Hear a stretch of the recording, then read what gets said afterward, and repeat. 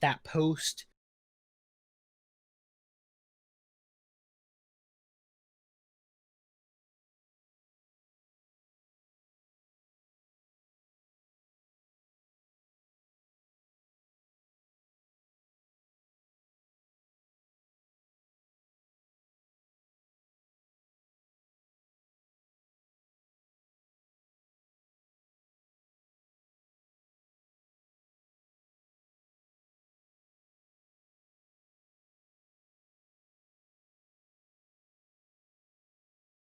of Paranormal Analytical.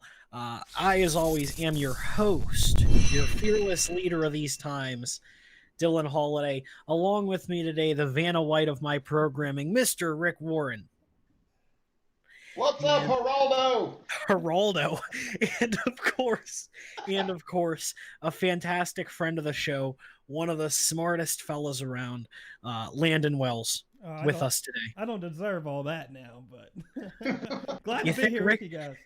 You think Rick deserves to be the Vanna White of my programming? Of course, Um, I would expect that if I could grow hair. If yeah, if I had hair listen. like that, you can call me Vanna White all day. So we have Sonia Barbier already joining us here in the chat. Hi Sonia, how are you today? Everybody, the title is 100% correct. We are going to be talking about the live investigation which is going on, which we'll be kind of privy to, of Paulie's Chapel. Cheryl Lynn Carter joining in. She says, "Hello, guys." Hey, Sue Cheryl. saying hello to Sonia because I'm not special, apparently. Thanks, Sue. Um, you know, those guys will get connected with us and give you guys a rundown as soon as they can. But let me just real quick give you guys a rundown of the the property. So we are investigating today Paulie's Chapel, which is basically around Bandera, Texas. Um, it was a chapel that was built in the 1800s. The chapel was named after the guy who built it. Paulie Rodriguez, I believe was his name. Yes, Paulie Rodriguez. And it's a beautiful chapel, which let me see if I can just pull up a picture real quick. Yeah, get you a daytime photo up there. Well, the problem is that the website has it's like this is the image that I have. So, that's Paulie's Chapel. It's a beautiful chapel, as you can see here. I don't know when this picture was taken. A lot of woods, and our guys have been there several times before. I think this is, for some of them, it's like the eighth time they've been there. For some of them, it's probably like the 20th time they've been there. But our guys have been there a lot. And, that's it's one of those things, and Landon, you can speak on this. Being someone who does a lot of investigations, being someone who is kind of our investigating professional, um, when you go to some of these places that you've been before, again and again, it's kind of like visiting an old friend. Does it change your perception of the place?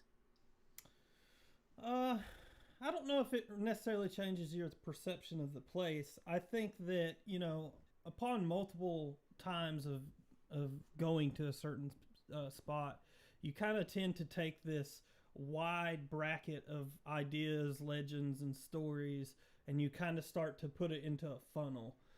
To where you're really concentrating the ideas and the things that are going on in the location. Um, so I don't know if that. I mean, I guess over the period, it depends on how many times you go.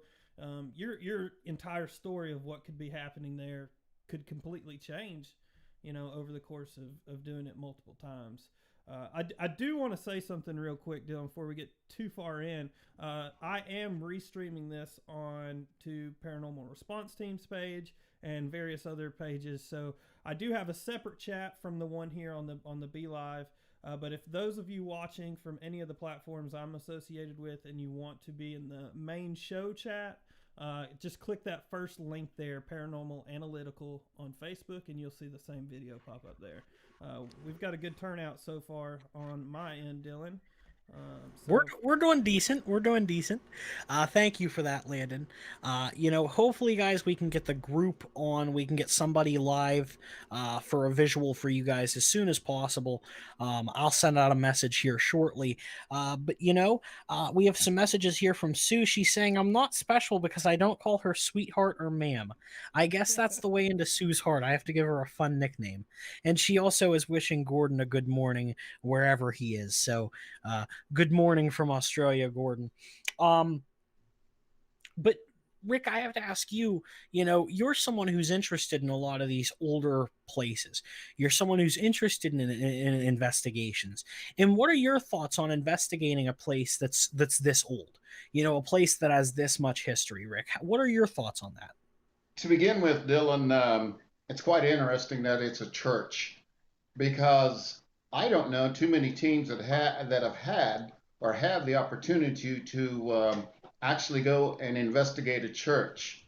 I'm interested in it because of the spirituality side of it, as far as it was built in the 1800s, as you say. So there's got to be years and years and years of activity of spirituality, not only amongst the people, um, but just in that area. I mean, there's a graveyard on site. Am I correct in saying that, Dylan? Yeah, it's right behind. It's right behind the chapel. So there's a lot of history that's built into that area, and that is a part of the antiquity of that area. And I think within having the activity that they had the few times they've been there, I, for one, am looking forward to this. Yeah, I think I think I speak for everybody in the chat. I think I speak for everyone on the panel when I say I think we're all quite excited for what the night will bring.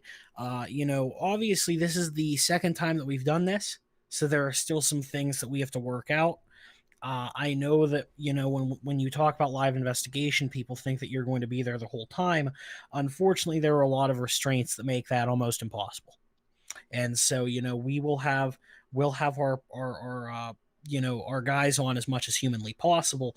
But for the most of the night, you guys are going to be looking at the lovely faces of the panel before you.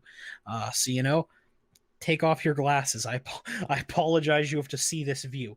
Um, I do have a uh, question, Rick. You're please. talking about spiritualism with it being a church.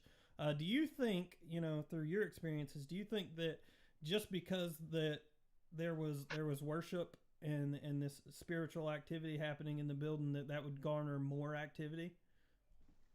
I do. I think that anytime you have a belief system that is instilled in the people of that area and that region, um, any belief system, I don't care if it's Native American or if it's the church itself. I don't know if it was Protestant or what it was, but those kind of belief systems given an indelible mark, if you will, on the people that are joining that group or that the congregation, and those that have been there for a lifetime have dedicated their life to that church, to that area, to that ground. And I do believe that it does have some effect as far as the activity that might still be there. Interesting. Interesting. Yeah, this is one of those things where we're talking about a place that is, built in the 1800s, on a piece of land that we don't know anything about.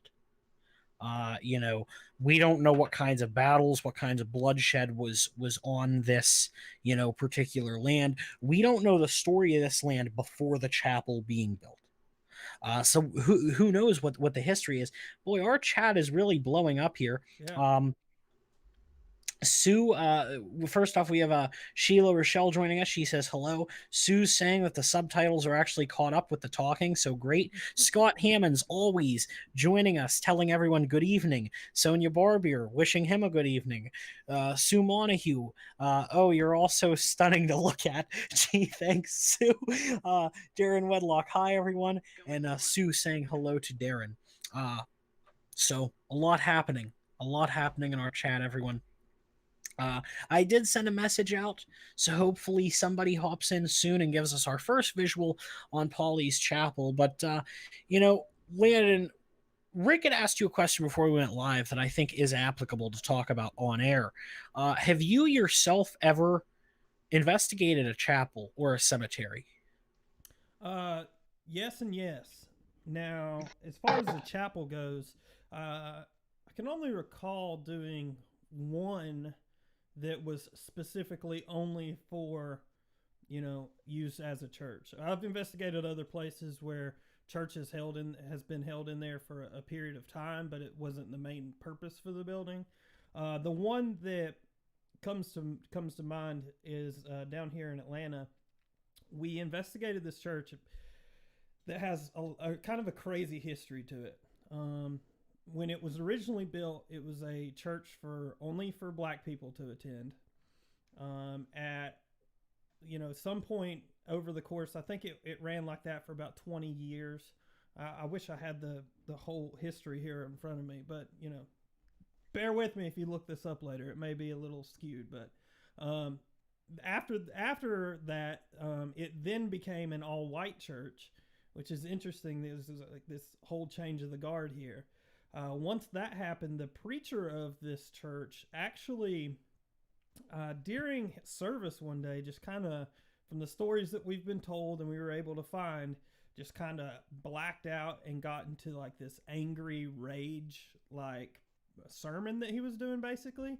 And in the midst of that, ended up killing his wife and his kids in front of the whole congregation in this church. So once that happened, the church shut down. It stayed vacant for a very, very, very long time until the city actually moved the church to the property that it's at now, and it sits there empty. So Landon, normally we wait to have the downers until the end of the show. You just you just came right out of the gate. Yeah, chapels are one of those interesting things where there's a lot of great things believed to be in chapels. There's also supposedly a lot of evil things trapped within chapels, depending on what the narrative is. And I guess I have to ask you, Landon, as far as definitive evidence goes, as far as you only have one chapel story, what was something maybe that you caught, if anything, in the chapel that was kind of interesting or definitive to you? Um, quite a lot actually. We've been to that specific property 3 times since then, so we've done a total of 3 investigations there. We've caught multiple EVPs of this male saying different things. We had one where we were sitting up by the in the pulpit area, and we actually caught footsteps running, and it was probably one of the scariest moments of my life, honestly, in doing this, because it was so loud you could just hear it with your ears. You didn't need the recording, but we happened to have the recording of it, which was really cool. We also captured what we believe is like some type of shadow figure sitting in one of the seats out there in the middle, like they were listening to a lesson while we were up there, trying to communicate with them. So that was pretty cool. The whole property right there has a lot of interesting history, though. So I don't know if it necessarily would correlate with it just being a chapel. There's a lot of other things that happen there, but. Really quick to anyone who's maybe thinking, Dylan, we're tired of listening to these stories that aren't about Paulie's Chapel. We need to see the chapel. We need to see our group. I message them. Nobody's read my message. You guys have to understand they are super busy out there. Connection should be decent. Based off of what we had earlier, there will be a little bit of a camera lag on their part, but their words should come through just fine. So you're just going to have to bear with me, guys. We're doing everything in our power to entertain you, and we hope that you're enjoying. I do have some questions in the chat just to answer. Sheila Rochelle says, I just came in and didn't hear where the investigation is tonight. Paulie's Chapel, that is Polly apostrophe S. And I know that Sue says that the subtitles are saying it's Paul's Chapel, but I believe the title should say it's the live investigation of Paulie's Chapel. I know that Sheila responded with saying, oh, neat. Can't wait to see what happens. And Darren Wedlock says, far out, you wouldn't forget that sermon. And he's referring to Landon's lovely story. Landon, there is that kind of second part to this chapel, though. Paulie's Chapel isn't just a chapel, it is a cemetery. And at the time, I want to say it might have been the only cemetery in Bandera, even though there's only like 50 people buried there currently. Excuse me. To me, the way that I look at cemeteries, I see that as kind of an entry level place to investigate. Every teenager with an iPhone and a, fucking flashlight goes to the cemetery. What are your thoughts on investigating a cemetery? Do you think you get good evidence, or do you think, it's one of those things where that's just the taboo place to go find dead people? Yeah, for me, I might have a different opinion than most, just because of the things I've seen over the years. Typically you would say that that's probably, one of the first places that most people will start off, just because it's easy access. There's a lot of them that don't have fences and gates that lock up every night. I typically try to, not steer people in that direction just because of how much vandalism I've seen over the years from people going in there. Whether it's on purpose or on accident, you go around walking around at night and knock over 1800s memorial for somebody.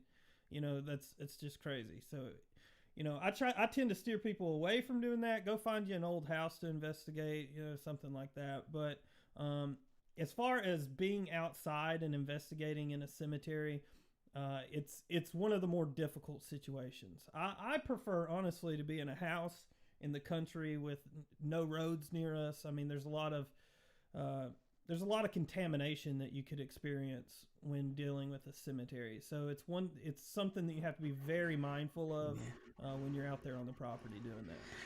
We have the Ghost Guy dropping in. He says, "Hey, folks, thank you for joining us, Ghost Guy, sir, if I may call you that, if I may be so bold.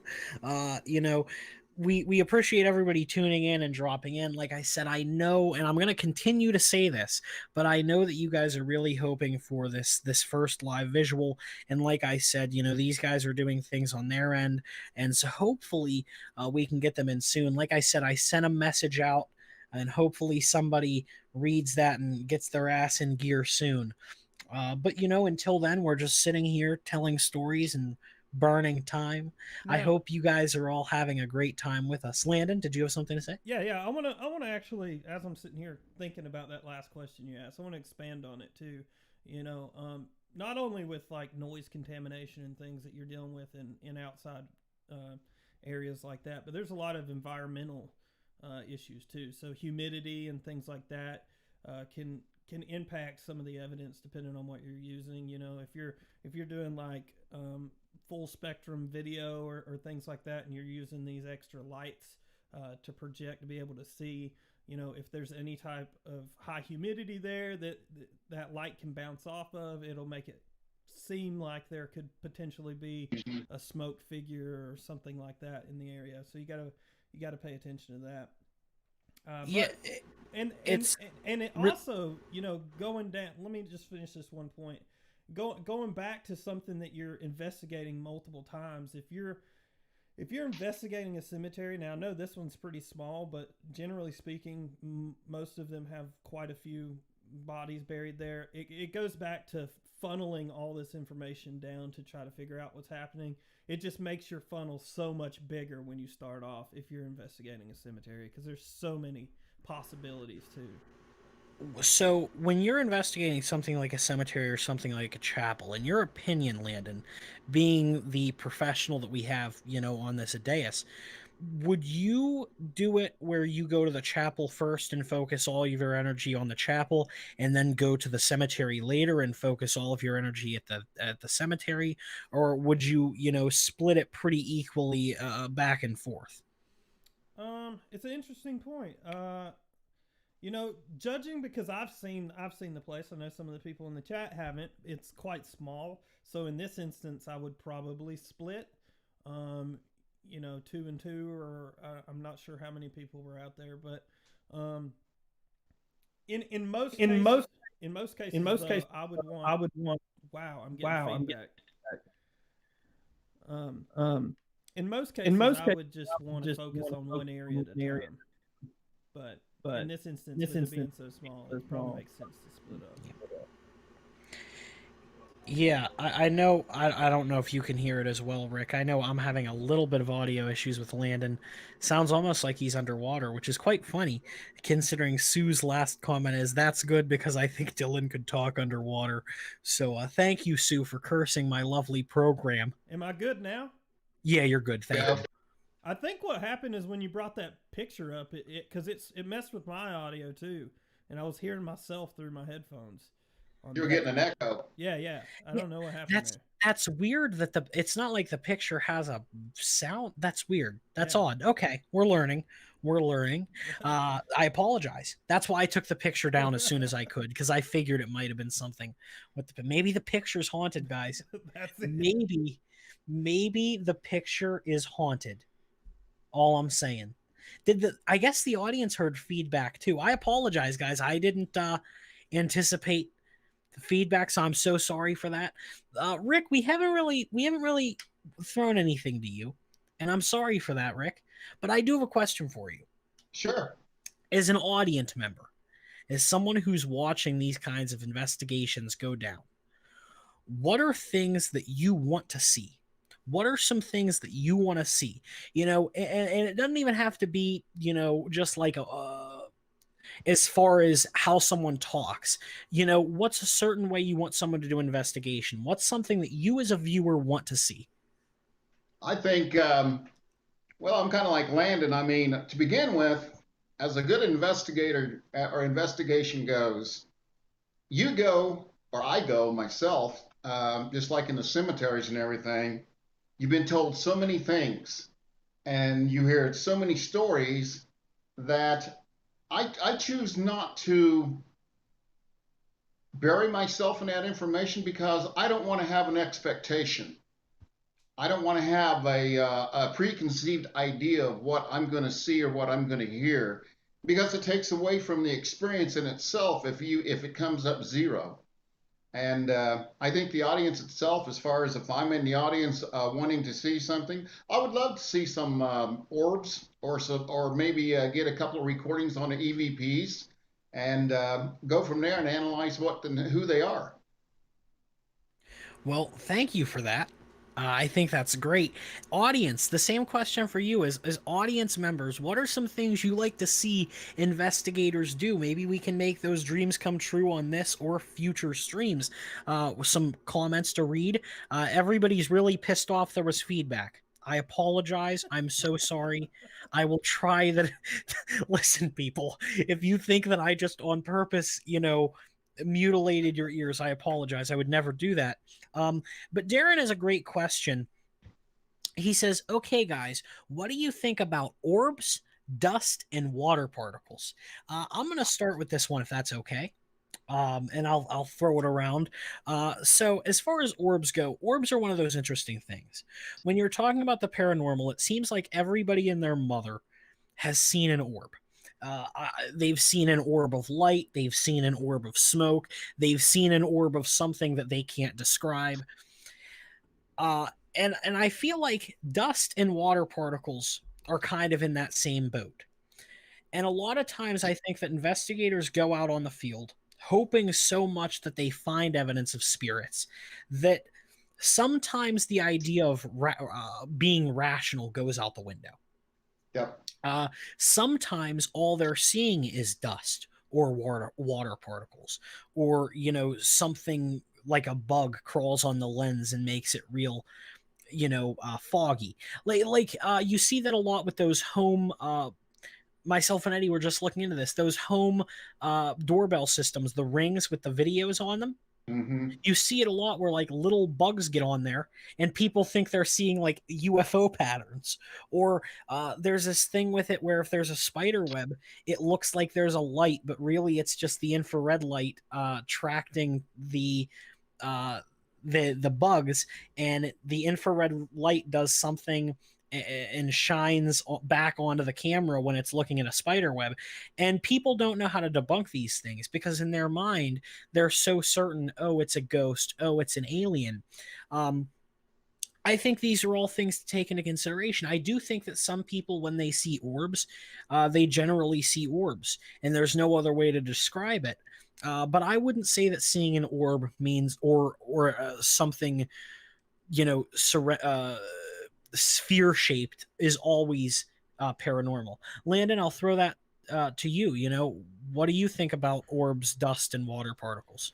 Yeah, I tend to typically agree with you. I would say at least 98, if not 99% of what people think are orbs, being this haunted spiritual thing is just garbage. And that's not to make people upset. I mean, obviously, there's a lot of people who get upset when you start talking about orbs and whatnot. I think, like I said, 99% of it is trash. Dylan, I don't know if I can send you some files where you can probably pull them up, where I can actually show you guys some examples of ones that are compelling to me and that I do believe there's something to it. But they're not going to be your typical round sphere thing that you're going to see in a photo. Yeah, sure. You can send stuff over, but the last time I tried to pull something up, everybody's ears got mutilated. I'll mute So, myself and maybe it won't be an issue. okay. But yeah, you can send anything over. Yeah, I'll send it to Do, you. or do you have more to expand on that, or am I sending it to Uh, Rick? no, not really. Like I think once you see the videos that I can send you, it'll help you understand like ones that are compelling versus ones that are not. I mean, if you look at something and you're questioning whether you think that's legit or not or good enough as evidence, then there's probably something wrong with it. You know right away when you've got something great. I think just to add a little bit to that, Landon. I remember talking to you the first time I met you, and the same with Dylan. You guys spend a lot of money on equipment. Okay, you guys have a lot of investment on equipment. The best thing I've heard you guys say so far, both of you, is know your equipment. Okay, know what's going to be a dust particle. Know what a water molecule is going to look like. Know what a buzz is going to look like. Know your ambient light situation. Knowledge is power, and you need that in an investigation. That's a good point that I wish I would have articulated it that well, Rick. But that is a really good point. That yes, I guess at the end of the day, the root of all of it is simply knowing your equipment, and I think that's like where I talk about people who earlier don't know that this is something that happens with these home doorbell systems where little bugs get on there and they look like orbs. People don't know that. So then they go to forums where everybody's agreeing with them that it's aliens. If I go to the, I don't know, let's call it the iDoorbell. If I go to the iDoorbell alien forum, everybody on there thinks that their iDoorbell is picking up aliens. So now I'm up there posting about my alien, and everybody else is up there posting about their alien, and immediately it's everybody's has an alien, you know, just it's trapped in their doorbell. We have some lovely messages here. We have, I don't know if you know this, Rick, but you have been referred to as being pretty in the comments. Do And what? Sue, in pretty, you know, and Sue asks, what do you mean by pretty? And Sonia says that you're glowing, and this is why you are definitively the Vanna White of my programming. Um, everybody Another agrees. agent. Uh, Sue says, Dylan, this isn't going to be another Gone with the Wind show, is it? Sue, I don't know what Gone with the I don't I know that Gone with the Wind is like banned right now. Are you asking me if I'm gonna be banned? I Like I don't don't give a damn. yeah, I don't know what you mean. Uh Elaborate, please, my dear. Thank you, Landon. Landon sent over some lovely stuff Let's see that if you hopefully can. Yeah, hopefully that'll pull up. If not, I can try it a different way. I got it. I can probably get it here. Um And I do want to send you one more, which is interesting. That the second one I want to send you is from the location that the church is at, actually. Oh, nice. Okay, so we're gonna just so everybody knows, we're going to try to pull up this image. If there's a feedback issue, I apologize. I'm going to turn down my mic real quick. Yeah, I'll mute Landon, myself. Landon, Yeah, yeah. can you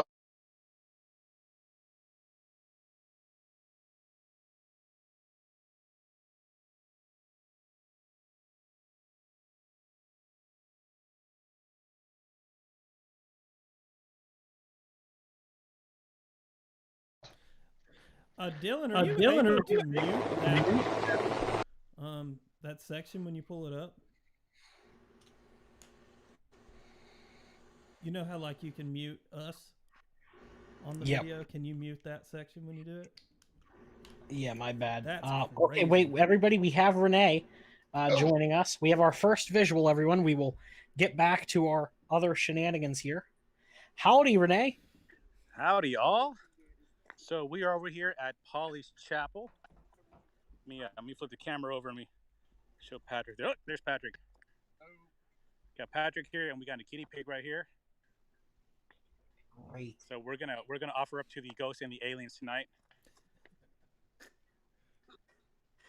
Hey, at least we're not getting feedback from them. I mean, at least I'm not. Great. Yeah, everything sounds great. Perfect. So, Renee, you guys have been there now for about 2 hours, if I'm correct. You've set up all of your equipment. You know what you're facing. You've been in this place several times. You Yes, know sir. what are we aiming for? We're doing an old school kind of investigation. Can you just take us through what we might be seeing throughout the night? Okay. Well, this old school. So we have a normal gear. We have our full spectrum infrared, regular GoPro.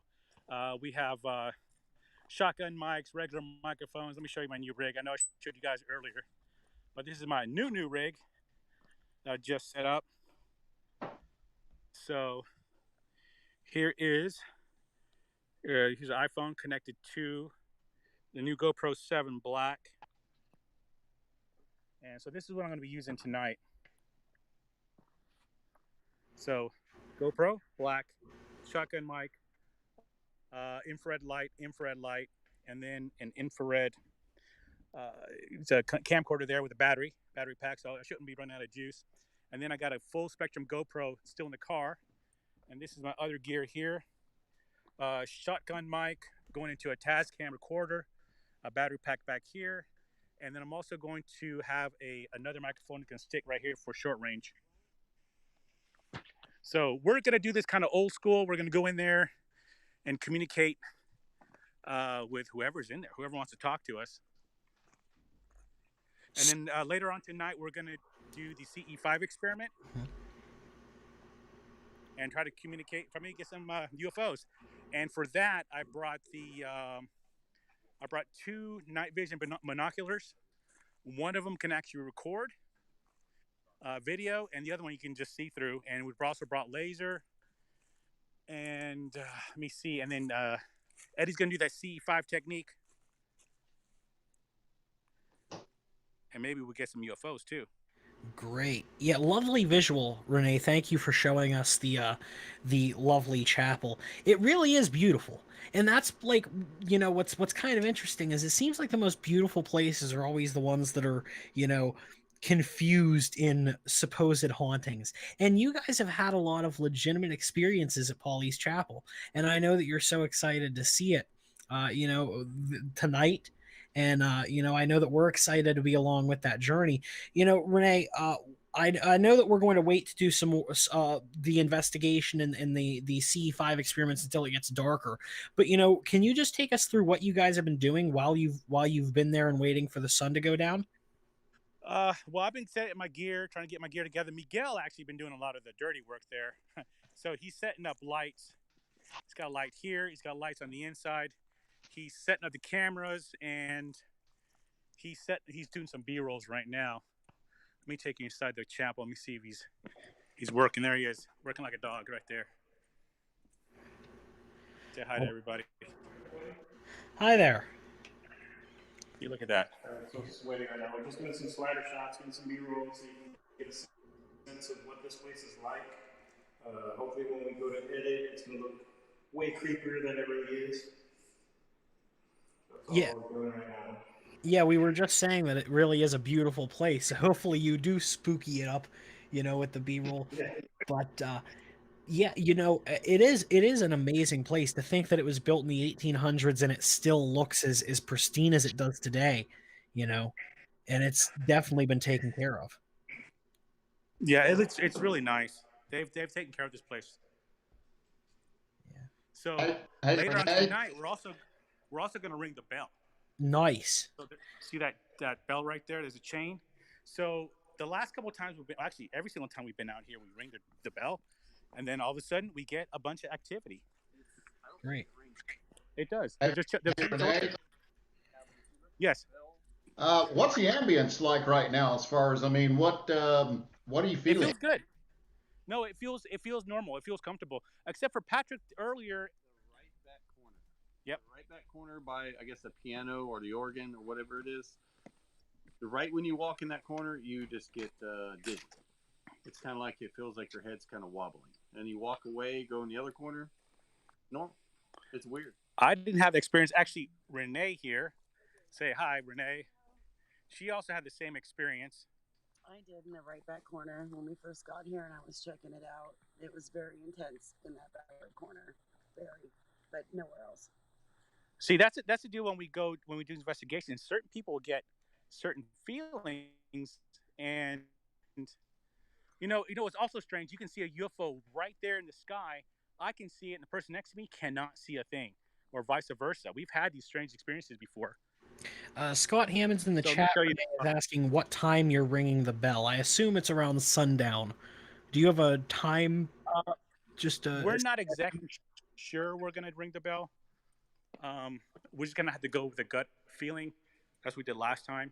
You feel me right now? No. Okay, let me take you to that back corner. So this is where they're talking about. I have not had any experiences out here. I brought my EMF detector out here to check for bad grounding or anything like that. There's nothing. It's all flat zero here.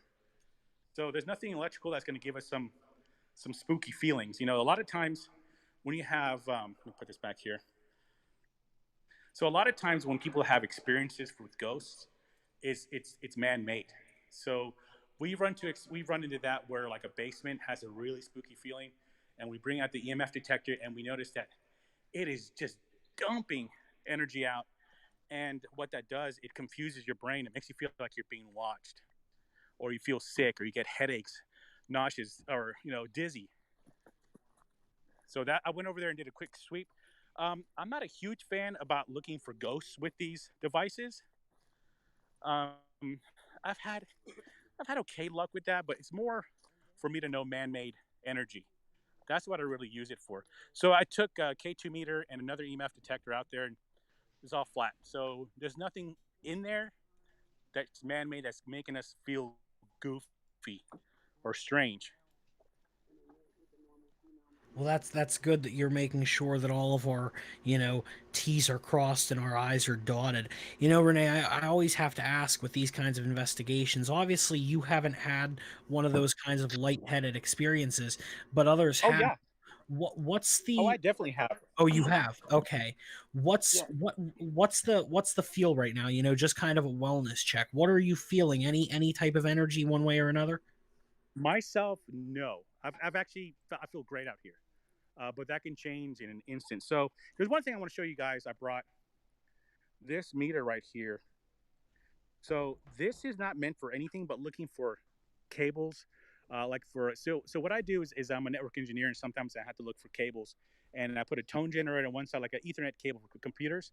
If I'm looking for a specific cable, I put on one end I put a tone generator, and it sends a tone out through the whole wiring. So what I noticed is when I use this tone generator is that I can hear electricity with this thing. So another thing I did earlier today is walk around this place. I want to show you something here. There's a light right here. See how you can hear it? Yes, sir. So that's what I did earlier. I was sweeping in here looking for electricity. See Miguel's light? Yeah. you can hear it. So that's another device that's not meant for ghost hunting. But like I said, I was just looking for electricity. So if anything is odd, we're like, hey, maybe this is just an electrical device that's making us feel all goofy and lightheaded. See, I'm going to go up here to the down here. You can hear the electricity. You got to stick it in No.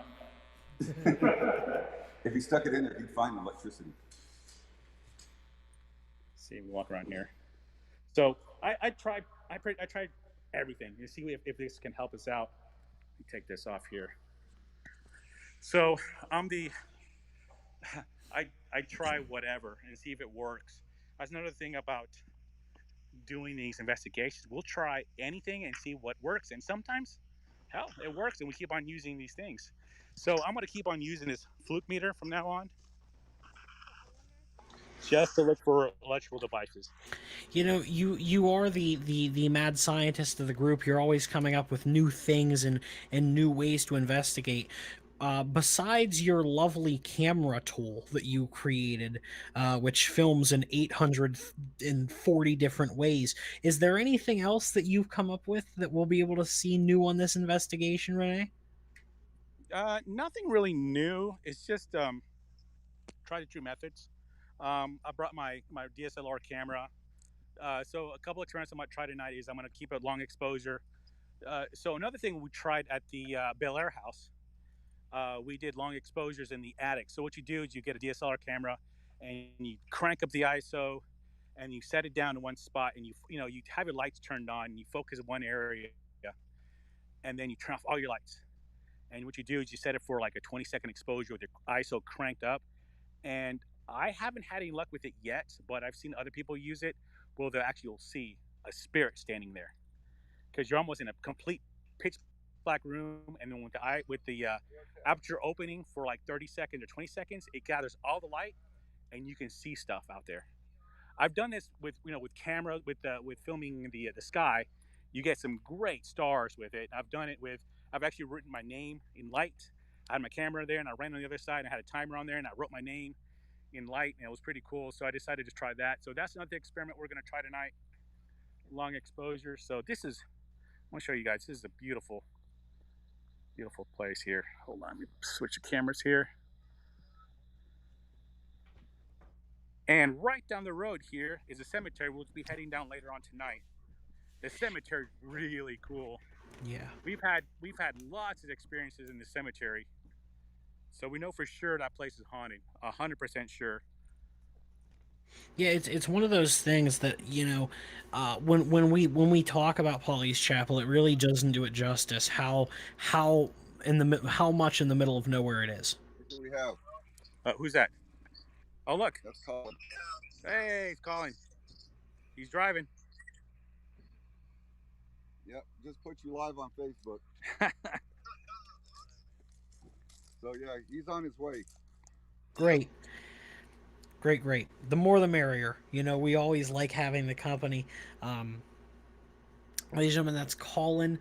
You can find him on YouTube. I believe it's the Paranormal Files. Am I correct, Landon? I know you're a fan. Yeah, I'm a fanboy. Thank you. No, I've been watching his stuff for years. He's great and definitely one that you should check out on YouTube for sure. I'm gonna walk you around the church here, the chapel. Very neat. It is for how beautiful it is. We're kind of seeing the sun go down. We're seeing the sunset. It is kind of spooky. It gets a lot spookier at night. Oh, so I'm gonna explain some of the experiences we had here. So I know I showed you guys earlier. So where is this? Okay, so right here, this shed. Let me see. Was this a shed? No. It was this bathroom here. So this bathroom here is where I saw a ball of light form a couple times ago. We were here like last maybe through 3 years ago. I saw move around inside the chapel. We've had pews move on us. We've had bangs in there. Oh, one of the coolest things we heard in there. This was probably about 5 years ago. We were in here and it's really cold one night, and we kept on hearing people talking. We heard whispering. We were all quiet inside the chapel, and we kept on hearing like somebody whispering. It's like a horror movie where you hear this. We couldn't figure out for the life of us where this was coming from. We were all standing right here. It seems like So from the information we've been able to gather, it seems like the front of the chapel where you're at is more active than anywhere else. From the yeah, stories that we've been able to hear. yeah, this is it. This is where we're saying this is where Patrick felt and Renee felt it right there. Interesting So stuff. it doesn't feel bad. There's certain feelings you get when you do this enough times where you walk into a place and like this feels wrong. This feels evil. This place does not feel bad at all. At least the chapel, it feels like a nice, friendly place. It's haunted, but it feels nice. It's a nice haunting, if you can say that. It's a nice haunting. I don't think anything wants to hurt us here. Now the graveyard it's a totally different feel. Last time Patrick and I here, last year, and we were very, very, very uncomfortable. Here, you're on, Patrick. So tell us about the graveyard last time. Oh, the graveyard last time was pretty cool. We kept on seeing a whole bunch of random, like, I don't know what you want to call them, but they're white lights. They just pop up, like move and vanish. It actually, we seen one floating on top of the trees too, and I was like, "What the heck is that?" We couldn't explain it. So we were actually live at the time, and a lot of the people were commenting, "Hey, there's another light. There's another light. Check it out." So we'd walk over there, and there's nothing there. So hopefully tonight we'll catch the same thing, or if not, better. Yeah, it's pretty it's different feel. What do you think, Eddie? What do you think of the cemetery out there?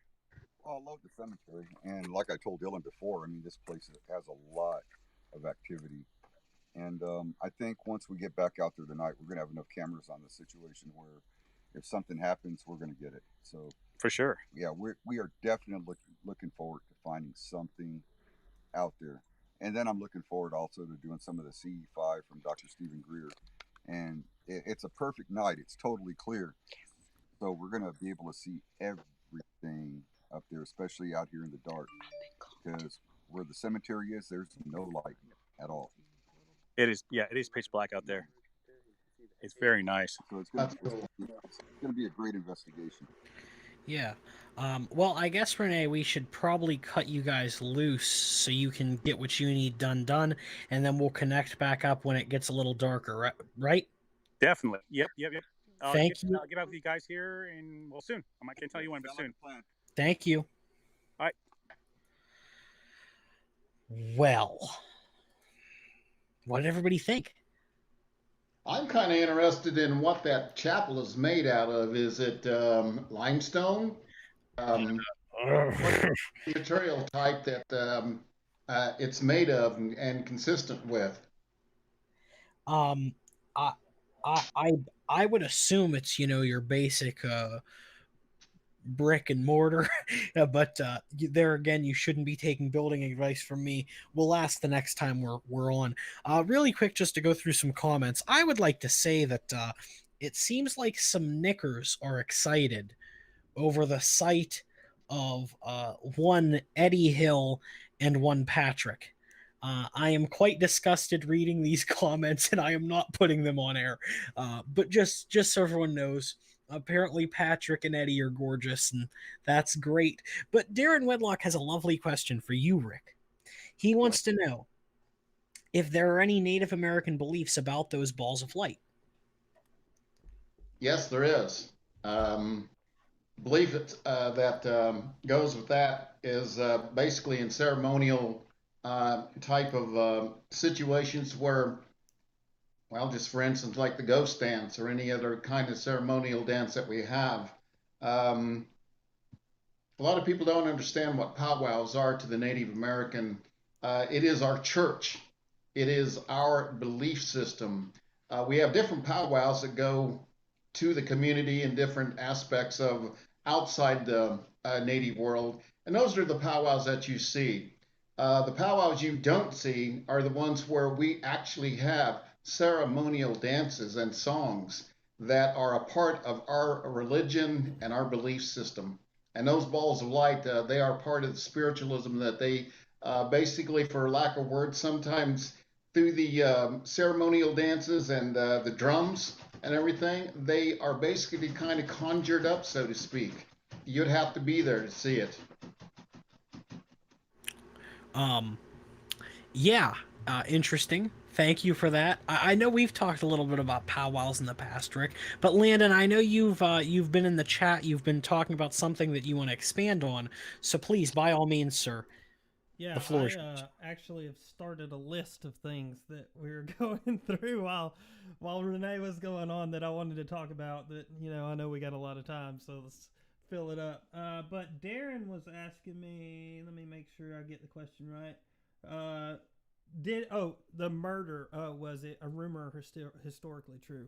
It is historically true. We do have the documents for that. It's kind of. And Oh, go ahead. really quick, if I can just jump in there, the chapel that Landon's talking about is different than the chapel that we're at now. Right. If that's a confusion that anyone's having, so Landon's chapel was separate. I'm sorry, Landon. Just go ahead. No. Yeah, that's a good uh, uh, area to distinguish those two. Are completely separate. This is y'all's places in Texas. Mine's in Georgia, very far apart. But it's funny because in my chat I have Jerry, the other guy, the other founder of the team um, that I'm a part of. He's put in the chat while Renee was going through, and he says it sounds like that chapel that we were talking about, except for this one, the one y'all are investigating is actually nice. So, well, the one we go to is very very nasty. So not necessarily in like a decrepit way, but in more of a vengeful way. Yeah, if anybody was confused on why the chapel has functioning lights, the chapel is still used. The chapel is rented out for weddings and such engagements. So the chapel is still used for things that aren't paranormal. It's owned by Texas, but I do believe it has its I do believe it's been declared a historical landmark. Yep. In 1986, Polly's Chapel was registered with the Texas Historical Commission and became an official Texas historical landmark. So it is used. It is a landmark in Texas, and yeah. You see that a lot with those older buildings. They'll retrofit some electricity and stuff in there. That is very common in some of those old churches and old buildings like that. I do want to touch on a couple things that Renee was going through and get back to Rick's question before they came on. I didn't forget about you, Rick. That's okay. But I really hope people paid attention to how Renee was explaining the things and of what's going on and their areas of debunking. And this just goes back to why I love y'all's group and what they do, because if you listen to him, he's not afraid to tell you the truth. Even if that deters from the spookability of the whole thing. So it's very important, and that's one of the things that, like I said, I really really enjoy about Paranormal Analytical is they're not going to put something out just to put it out just for recognition. They're willing to tell you that this is not detecting a ghost. This is just an electrical piece of gear, that helps me determine where the fields are. It's interesting the way that Renee's mind works is that he can take something as simple as something that picks up on electrical fields and say, hey, maybe there's an application of this in the realm of the paranormal. Let's test it out. And even if there's no conclusive results, at the end of the day, he gets to say at least he tried, and he's trying new things, and he's thinking outside of the box. Right. Yeah, he's not sticking with just one thing and letting it roll downhill. Jerry, who's in my group, he's actually a home inspector. So there's a lot of things that I've learned from him every time we go through these older places. About you saw it with Renee there, looking at the electrical fields and how some exposed wire, things like that, can cause you to hallucinate. And it's cool to be able to determine where that's coming from, if that's a possibility of what people are seeing things. It's very true that if you get into that electric field, you're gonna feel weird. It's gonna make you sick. and possibly even make you see things that are not there. I think, yeah, you're 100% right. I think we should probably answer Rick's question before, before we got cut off by Renee. Rick was asking us, about knowing your equipment, and if we could just explain some equipment things. And I'd like to be the first person to say, I don't claim to know paranormal equipment at all. I'm not an investigator. I'm a humble host. I know the equipment that's here before me, and past that point, I just know basic operating information. I know, the basics. I know how cameras work. I know how to operate cameras, and I know some of the issues that people have when operating cameras in the paranormal. Landon, you'd be way more versed to take this question than me, so for that reason, I'm throwing it to you, partner. Excuse me. Yeah, I would say always try to use the highest quality gear that you can find. And if you're not a camera person, there's a lot of things that people can do to trick you. And if you listen to Renee, I wrote this down specifically because he made a very good point when he was talking about the exposure and some of the photographs he was doing where he was writing his name with lights and stuff.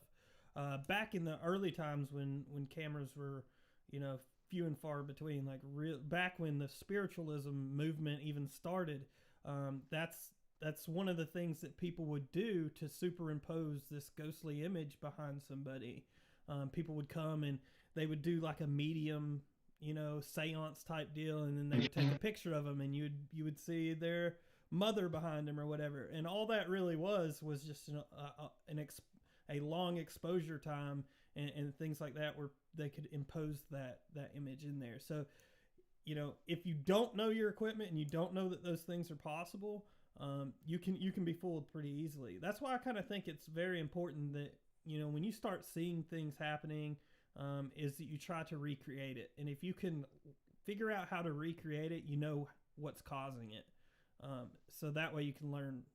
For the next time you go in, you kind of have an idea like, oh, maybe I screwed up and had this setting wrong or whatnot, and it caused this in the end. So I always try to like work backwards when you get footage. Like, how can I recreate this with the same type of scenarios?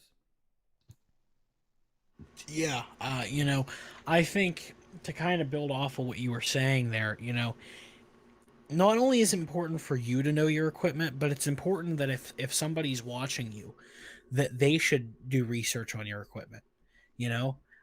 Because listen, you should not believe what somebody tells you, just because they have photo evidence, Right. just because they have a video. You really have to do your due diligence as a researcher and put on your investigation hat, because at that point you're investigating the investigation, and you have to put on that detective cap, and you have to say, hey, at this point in time, this timestamp, this happened, I need answers about this, and you need to confront those people, and say, hey, this happened, can you elaborate on this? And as shitty as it is, in every realm you have, bad apples. In every realm you have people who are going to be deceitful and lie, and the paranormal world is no different. There are a lot of people that aren't in it for the education. They aren't in it for the job. They're in it for fame, and they will lie to you, and they will make it a very convincing lie. And there will be a lot of people who believe them, because a lot of these paranormal groups gain cult like followings who, if this guy tells me it's true, it's true, and I will fight till death, because Zach Beggins said that this happened. It's unfortunate, but make sure that you guys are doing your due diligence as audience members. I'd like to add too on that, Dylan, as Please. far as I loved what Landon said, and you guys were talking about that one time we interviewed you guys. Your credibility and your persona, as far as it goes in this field, goes a long ways. And if you fake one thing, if you lie about anything in this field, your credibility My credibility, Landon's credibility, Eddie's credibility is out the frickin' window. Yeah, I agree with you 100%. That was something that Renee had said last week. We were talking about the importance of being honest and being, very open with our audience. And yeah, the point that he had brought up, the point that Renee had brought up was, being honest is important because it will ruin your reputation if you're caught in one of those lies once. It just completely ruins your credibility and your reputation. And, we I like to think that we pride ourselves on being one of the only paranormal groups with a member of the resistance, meaning somebody that's a skeptic. And I know there are a lot of paranormal groups that work with a skeptic. But what I am saying is there are not a lot of paranormal groups that allow a skeptic to run their program. And that's where I think we're different because, you have Eddie, Renee, you have Miguel, you have all of our guests who come on, and they are in a world, they are in a bubble where they are believing everything that they are telling us, and they are believing everything that each other are saying. And then you have me, who's sitting here just taking mental notes, taking mental pictures, and I'm thinking about these things rationally. And while I would never want to attack or offend or upset an audience member or guest, my duty, my job is to make sure that our audience is sufficient, has sufficient information, that our audience can walk away knowing that I did my best to get them the best possible information. And I haven't always done a good job at that, and I have to apologize. But that is what separates our program from so many other shows in my humble opinion. The ghost guy here, he says that I'm a skeptic and I run a team. Best way to do it. And listen, sir, I completely agree with that. I've talked to a lot of folks in the paranormal and I've asked them, I said, hey, I, as someone who isn't an investigator, I'm a humble researcher, I'm a humble host, you know is having a skeptic on your team just as important as having an empath or a psychic? And I have to say, 3 out of 5 people who I've asked that question to will tell you it is just as important, if not more. And they most of these people love working with skeptics. Um, Landon, do you have any thoughts on that at all? Yeah, I think it would come down to the people that were answering your question. There is it really comes down to their motivation and what their end goal is. Because if your end goal is not trying to seek out a way to um, prove this in any way, and it's just for attention, then of course you don't want a skeptic on there. You don't want some, like, that's why most people would not have me on their show, because I would be on there and tell you, watch out for this, because that could be an outcome of what you're doing and the way you're doing it. They would rather just have somebody who's a yes man and just agreeing with them, and that's just kind of how it works. I'm very skeptical. I'm super skeptical. Honestly, I think about it all the time. I don't know how I believe in this at all, because I'm so skeptical about everything else. But this is the one thing I can't get over because of the experiences that I had. And I know that's not a good, reliable way to understanding true things, but there's no way I can deny the things that have happened. Maybe that's why I won't even necessarily say that ghosts exist, but I'm saying something's happening and I don't know what it is. So the ghost guy, he says, "Hell, I'm an atheist," and all I have to say, partner, is you're in good company then. Yeah, I'm Because right you there got with you. you have. I guess I'm considered an atheist. Everybody considers me an atheist, so I guess I'll throw my name into that hat. I always considered myself to be agnostic, but I guess I'm an atheist. Whatever. I know that Landon's an atheist, and Rick, you are the God-fearing gentleman on the panel, and I don't want you to feel like we represent your beliefs. So I'll throw that in there for you. Yeah, and the ghost guy comes back and says he's just trying to prove what's out there or what isn't out there, and I'm adding that part. He says he's trying to find what's out there, and I'm adding, or what isn't, because there may be something out there, there may not be. And really quick before I continue, I'd like to thank you guys for staying with us on our first hour. We have 6 more to go. I hope everybody's excited. um, but it's one of those things that's really interesting when you're talking about being a skeptic in the world of the paranormal, because I think you kind of lose a lot of respect being a skeptic, being open about being a skeptic. And so, Rick, I have a question for you. As an Sure. audience member, as someone who watches, as someone who's watched our show, you were a viewer of this show, I believe, before I even came on. So, how does it make you feel watching me have different views than everyone else? Are you wanting a yes man, or does it make you think a little bit more because I have a different perspective than the others? I think with you, I will have to mention that the Ghost Guy and I go back a ways. I was a part of his show or watched him. He's very credible, very good man as far as investigating, does his due diligence and investigations. And I welcome you, Ghost Guy. Thank you for tuning in. But you're right, Dylan. I welcome you guys. I welcome because you expand the base of what belief is. And I say that in the essence of this, that if you don't have a broadened mind in the essence of what you want to believe or what you see in front of you, you can't be an investigator.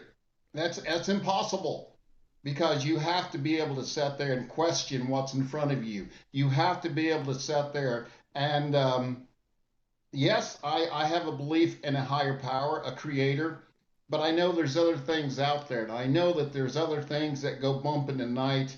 And I'm like everybody else. I'm just excited to be here. And I'd like to say thank you for letting me be a part of this. Well, Rick, we're always so happy to have you. Uh, I love the way that your mind works. It kind of conflicts with how my mind works, and I like having that. No, but seriously, I like to have that because it keeps me in check. And listen, I'd like to say that I'm pretty open minded. I'm a skeptic, but if you give me evidence, if you actually allow me time to research it and try to come up with a reasonable explanation for it, I'm not going to just shit all over everything. Because there are some things where I've talked about I can't disprove or I can't prove. Um, so I'm not one of those people. We do have some comments here. Darren Wedlock says, "Try being a Christian and believing in this. I have so many people that want to burn me at the stake. It's not funny." Listen, man, I feel terrible for those of you who are um, members of a religion who, you've become an outcast because of your beliefs in the paranormal. I feel terrible for you, and I know that Landon's had some experiences in that himself. And if you want, Landon, I'll throw that to you in a minute here. But the ghost guy says, "Yep, I'm an atheist. It's literally about getting facts to substantiate claims. Is there a god? Question mark. I don't know, but if I find proof there is, I would be in church Sunday." I agree with that. Jason Alexander, it's me, the ghost guy, back on my personal account. Well, thank you. There is a name to the face now, or a name to the page, I guess. But Landon, if you're comfortable talking about the experiences that you had with the church, and I know that we talked about it when you had your standalone episode, so I'll just really quickly kind of crash course, and then I'll set you off. Basically, what happened was, is Landon, while he was growing up, was forced into religion by his parents. All throughout high school, all throughout, elementary school, he held basically every job in the church. Decided it was something he wanted to follow in college. Got to college, started asking questions, and Landon, take it away from there. Yeah, that I'm surprised you remembered all that. So yeah, good on you for that. You know, I wasn't expecting to get into the religion talk, but we will if we're here. I and on Rick, I don't want to offend you. This is just my personal belief, not a paranormal analytical, not a paranormal response team. Let me get that out there. This is my opinion. Yeah, I went to a private Christian university studying um, uh, different. I didn't go far enough to where it mattered, but I was in a lot of different classes on different religions and trying to understand different ones. So through asking questions through that, I just found that typically when you speak to a theist, their answers for why they believe in a God typically comes down to faith. And what I've found over the course of my time is that faith is not a reliable pathway to truth. So if I'm out here trying to seek the truth, and I do this with the ghost thing, I try to do this with everything that I go through. I want to know as many true things as possible, and I want to know things that are not true. And yet to this day, do I really have somebody who can tell me that they use faith as a reliable pathway to truth in anything other than religion. And that was one of the hard things that I had to get over, because it was just like, oh, you just have to have this faith in order to believe this. You have to have, but I could never get to this point, and none of it ever made sense. And when you start getting into those collegiate classes of, people who have, doctrines in theism or whatever, they start going into the history and every little thing that we can prove going back. There was still a lot of gaps that were left, and it really exposed those. I was hated in the Christian classes I was in, because I would ask questions that they didn't want the answers to. One thing I find interesting is that the ghost guy on here says that if he were to find proof that there is a God, that he would be in church on Sunday. And I'm absolutely the complete opposite. I think that God is a vicious God and a terrible God, and even if you could prove that he was real, I wouldn't want to worship him. That's just my belief. It's one of those interesting things, and sorry to kind of cut in there, Landon. It's one of those things where, like, we all have different thoughts as far as religion, and even like people who are on the same side have different thoughts, and that's why you have, the branch off of, Christianity and Catholicism and Judaism and Islam, and there's all these different branches. And then you have, the far out there, depending on who you are, and it's far out there. You have Scientology, Mormons, you have the Jehovah's Witness. You have all these different religions, which are all centered around the idea of a higher being. And it's one of those things that's interesting. And I for those of you who are maybe confused on why we'd be talking about this during an investigation show, the reason is simple. There is a direct correlation to the spiritual world and if there's a higher being, okay? Rather it be how you protect yourself spiritually before you go into an investigation, which, Landon, I don't know if you even do protect yourself. I don't know if you just walk in. Right. You just walk in. Yeah. A lot of people don't. A lot of people have to say their prayers and bring their rocks, and I make a promise to God that if they find evidence, they'll sacrifice their firstborn son. I don't know what kind of wacky shit people do. I just know that I've heard it all. And if you're confused on why this has taken that kind of turn, it's because it's applicable. Talking about atheists, talking about skeptics, talking about believers, because it's all applicable, and all of these different things fit in for other things. Like me being a skeptic could fit in for the atheist discussion. Rick being someone who is a fearer of the higher being, of the creator, as he puts it. That directly correlates to him being a believer. And there are all these correlations. Dylan? Yes, please, sir. Go ahead. I would like to say that I walked the same path that Landon did. I went to almost 2 years of college in religious studies and things like that, in theology, homiletics, and everything like that. I know what he's talking about when it comes down to those men of the church and the men of the colleges and institutions that are so dogmated in their belief that they can't see anything but that. I mean, they can't even hold a rational conversation because they're so indoctrinated, and that's a problem. You said it perfectly, Rick. It's interesting to me, if I could hop in here, that because I'm a skeptic, I'm told that I'm small-minded. But someone who's a devoted believer, Someone who refuses to listen to the other side is just a devoted Christian, a devoted Catholic, a devoted Jew. But because I don't believe in that, I'm small-minded. And I've never understood that narrative. You know, I understand that they're trying to silence the opposition.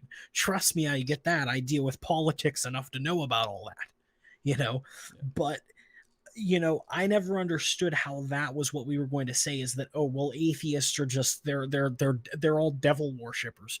Most atheists, just so everyone knows, if you don't understand what being an atheist means or being agnostic, first off, everybody's definition is a little different. Like I'll tell you what my definition of being agnostic means. It means I don't have the fucking answers, and I'm not going to tell you that I do. That's what I see myself as. Okay. Touche. Now, an atheist, in most people's beliefs, is someone who doesn't believe in God. Having said that, most of the time they're people who don't believe in God, heaven, or hell, which means we're not devil worshippers. We believe that when you die, it's just a fucking hole in the ground and it's darkness for eternity. We don't believe that there's flowers and rainbows over the watchtower. And but everybody's definition is different, just like everybody's definition of religion is different. Just like some people think that there's a purgatory, some people think there isn't. Some people think that when you go to heaven you're youthful. Some people think when you go to heaven if you were blind in life, now you can see in heaven. Everybody has different interpretations of everything, and I think we just need to all respect each other's interpretations. Yeah, no, Um, you made a good point. Being agnostic, and this is a thing for people to really understand, is a claim about knowledge. Gnosticism is knowledge, and atheism is a claim about belief. So you can just because you don't believe that there's a God doesn't. It's kind of like saying, like, if you were in court, and I got a couple of comments I want to get to too, Dylan, after this, but it's kind of like being in court. You don't find you find somebody not guilty when you go to court and not innocent. So it's not saying that they're innocent. It's saying that you didn't have reasonable proof to prove that they were guilty. So that's kind of how I look at atheism. Is I just don't believe that there's enough evidence to warrant a belief in a God. Not that I'm saying that there is not a God. I definitely can say that certain religions I definitely know can't exist because there's just a lot of fallacies within them that don't correlate with our existence right now. And I do believe that there's a lot of them that if Christianity exists, then Islam can exist. So if there is a God, they're not correct. They're not in the same realm. So it would disprove a lot of them at that point. But it always comes back down to definitions there. I do have Dave Miller in the chat here, and he's saying that if he could choose a religion, it would be the Church of Satan, which is just funny to me because they're just completely out there to poke a stick at it. Well, that's like the Pastafarians, and I know you have more comments to get to, but like the Pastafarians, for people who don't know, really quick, they legitimately believe in a flying spaghetti monster in the sky. Right. And when they go to get their driver's license ID, they wear colanders, which are noodle strainers for those of you who don't know kitchen terminology. Obviously, I do, being a big boy. They wear it on their head like a hat during like ID pictures.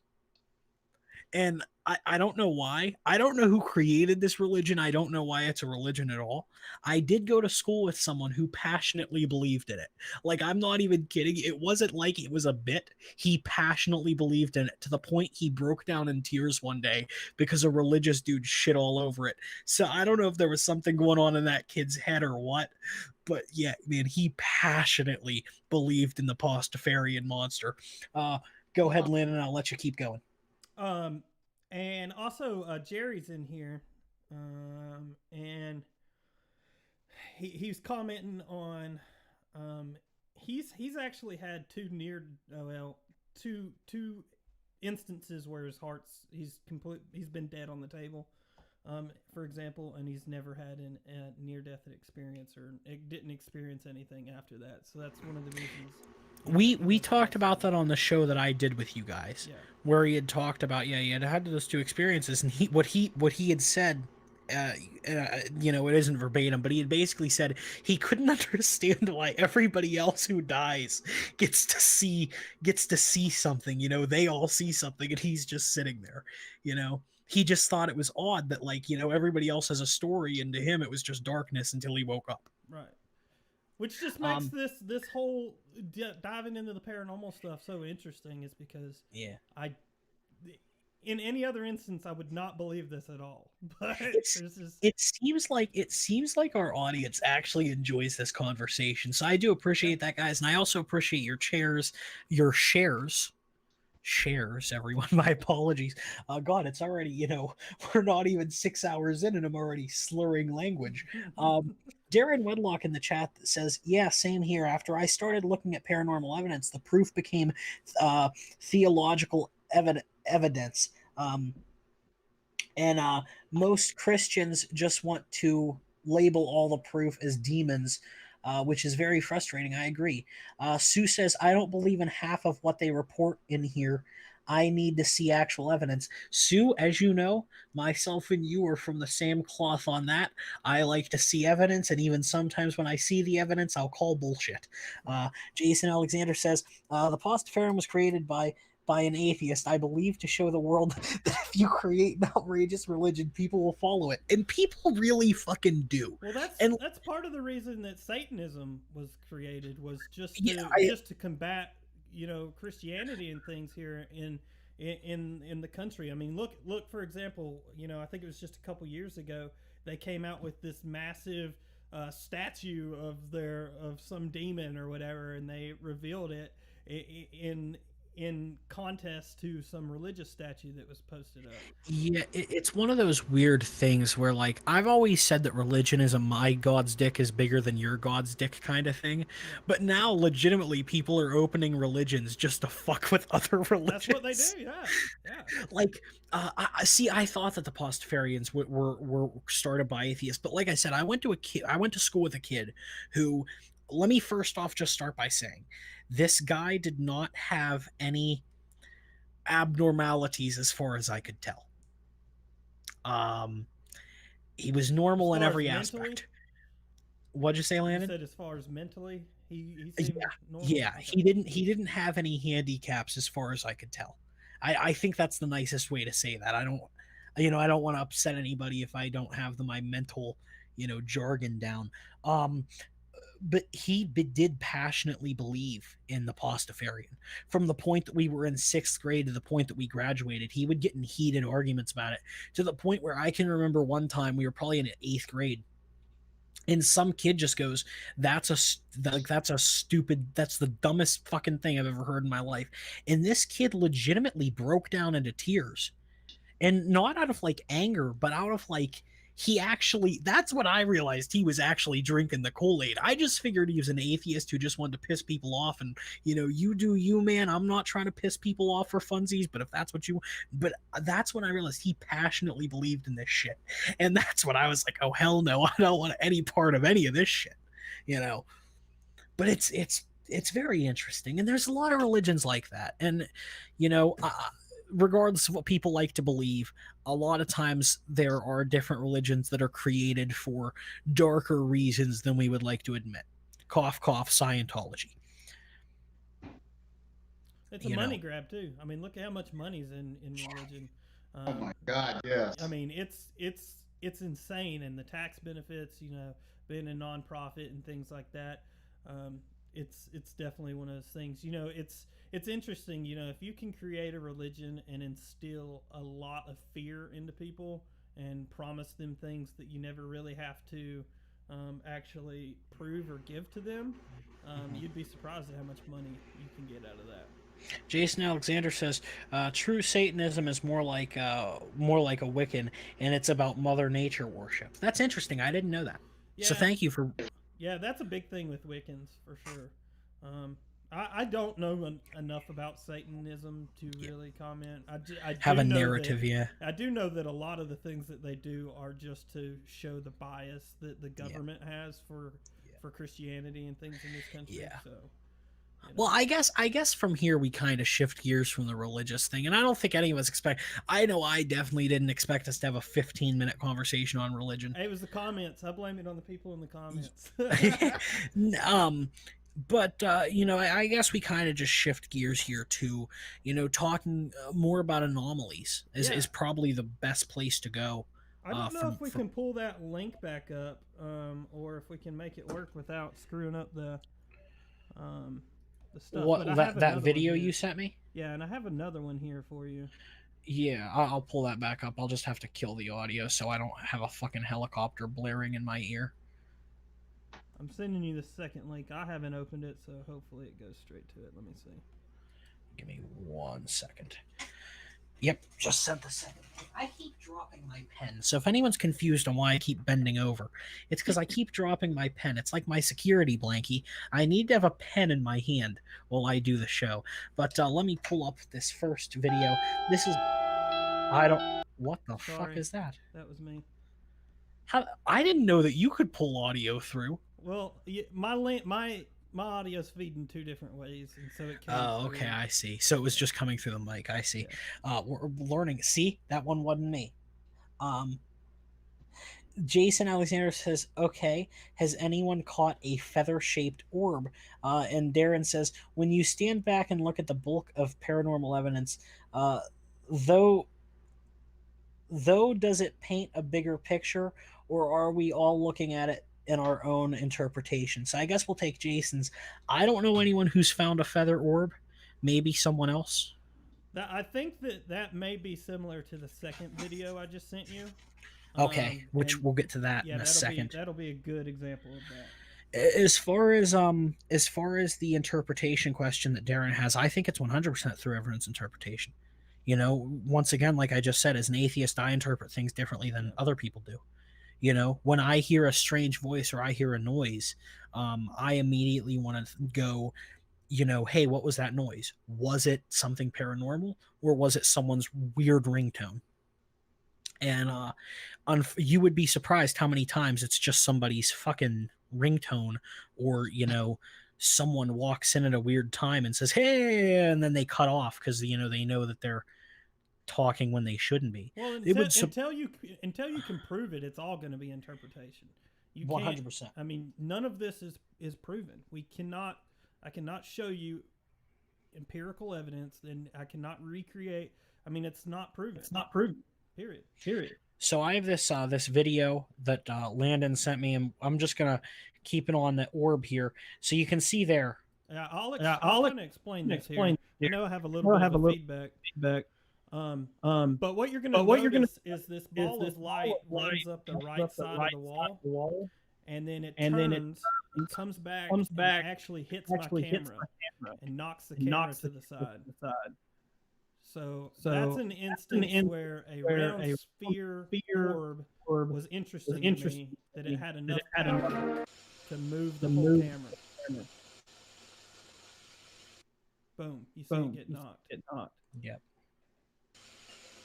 Why the hell is this? I'm losing audio on Landon. Yeah, I'm There. working on that. There we go. Everything should be. I'll kind of explain that again in case people didn't hear. What you're seeing there is a ball of light coming up the right side of the wall, and then when it gets in front of the doorway, it cuts back and actually comes and hits the camera and knocks the entire camera sideways. So that was that jerk that you saw. So we were talking about, if we believe in orbs or whatnot. This is an example of one that I can't explain, but there's definitely some sort of energy within that ball of light that had enough power to knock the camera to the side. I would like to say, first off, once again, everyone apologize for the noise. The video, if you saw, was originally muted, and then when it went to the second video, it unmuted for whatever reason, so I'm sorry for that. Secondly, Landon, that second video, the attachment's unavailable. I don't know if the video was taken down, or if it was blocked or ad checked or fact checked or whatever. Can't pull it up, unfortunately, which is probably for the better, so I don't ear rape everybody. Right. And once again, it's unfortunate because this second one is really crazy cool. Oh, the second one is cool. Well, hopefully you can find it. And then Jason says a feather-shaped anomaly, not necessarily an orb. Yeah, it's one of those things where It's not going to work. no, still unavailable. Um, it's one of those things where, in my humblest of opinions, okay, as far as capturing anomalies, it's all in the eyes of the beholder. Because I as a skeptic, am going to look at an anomaly different than any believer. I have a real world experience that was rather recent. If you guys remember, I was talking about those doorbells earlier, the Ring, iRing or whatever the hell it is. Mm-hmm. Uh, about 4 days ago, Eddie sent me a video. It was a video that one of his friends had sent him of what looked like a light anomaly. It was three tiny orbs that just seemed to be moving around. The fella who caught this on tape said, what the hell is this? You run a paranormal group.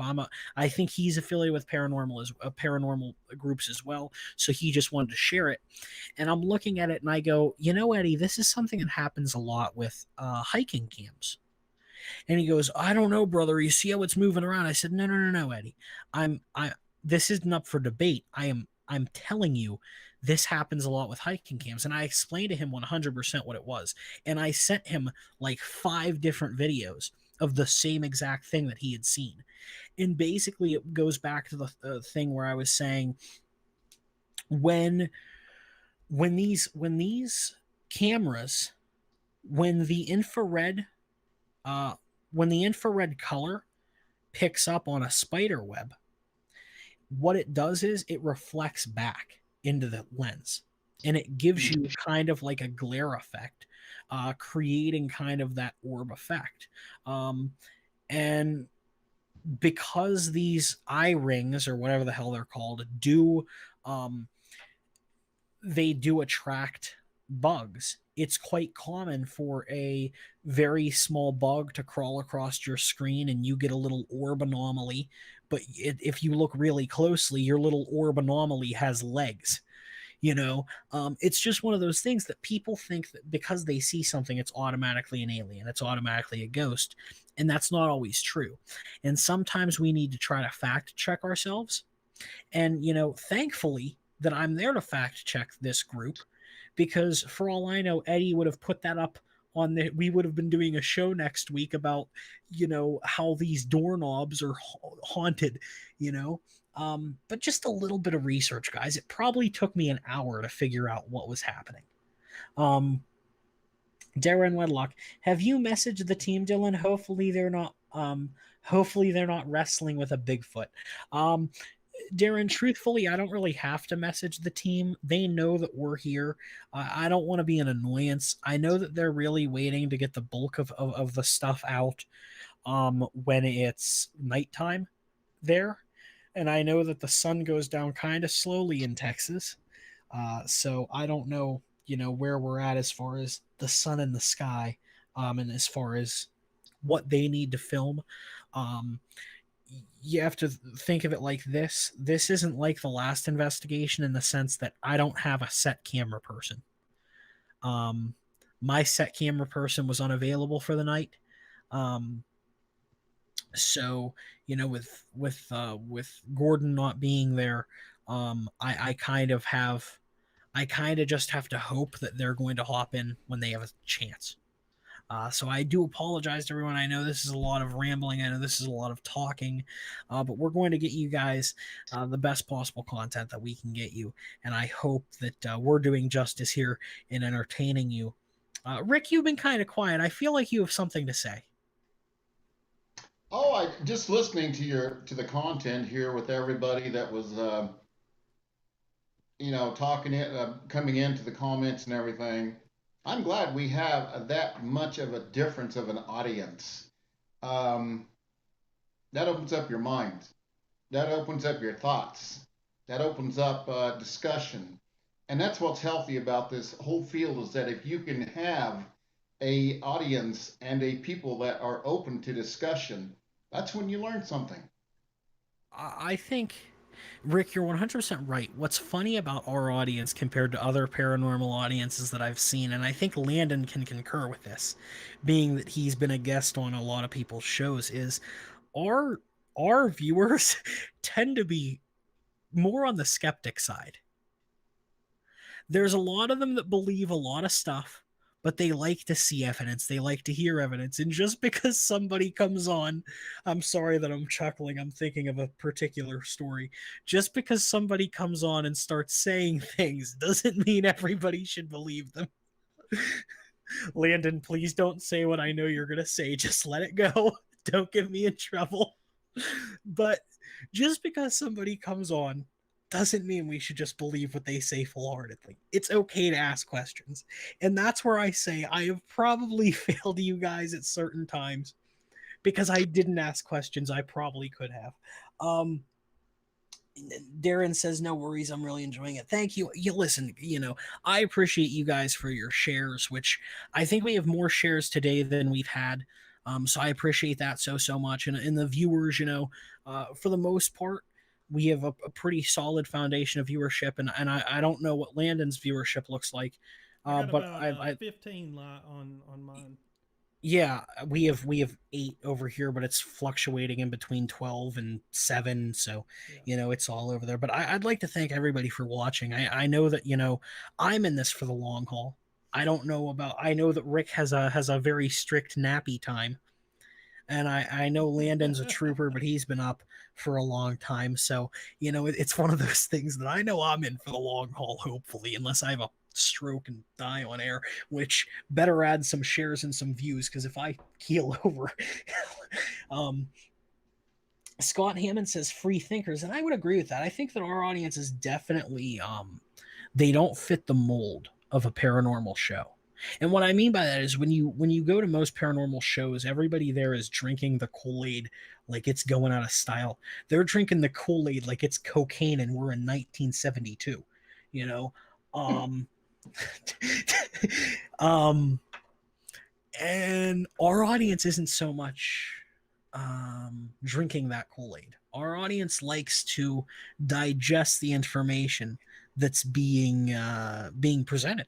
And our audience asks really bold fucking questions. This audience has balls. I have never seen an audience that has balls. If I didn't know any better, this is like a Philadelphia crowd. Okay, it's like I'm at an Eagles game and people are throwing beer all over the goddamn field because the Eagles just scored a touchdown. Those people don't care. They're rioting over when you win. Pittsburgh, they're burning down the city when they win the Super Bowl. So it's one of those things that's just so interesting about our audience is that, yeah, man, you guys really do have a great way of looking at the paranormal, and I appreciate that so much. The way that you guys look at the paranormal and the way that you analytically can have discussions with myself and Eddie and Renee and whoever our guest of the week is, and Rick, the Vanna White of my programming. Jason Alexander says, LOL balls. I can only touch my own right now. Well, that's what quarantine will do to you, partner. Sue is asking me, wasn't Jonestown the Kool-Aid? Yes, Sue. Jonestown was the Kool-Aid. But I think that's all I can say on the paranormal show about Jonestown. I don't want anyone to be angered. But yeah, to kind of go back to the anomaly thing. Landon, you've seen anomalies. Rick, I believe you've seen anomalies. Yes. As someone who hasn't seen an anomaly, I mean in person, or I myself have not captured an anomaly. How do you guys go about trying to look at that? Do you try to debunk it? Do you try to make it the highest possible definition? What's your system, Landon? I'll start with you. It's dependent. So if you catch an anomaly while you're still at the location, it's probably the best, because then you can go back to what I was speaking on earlier, that you can try to backtrack that and try to figure out, how did it happen?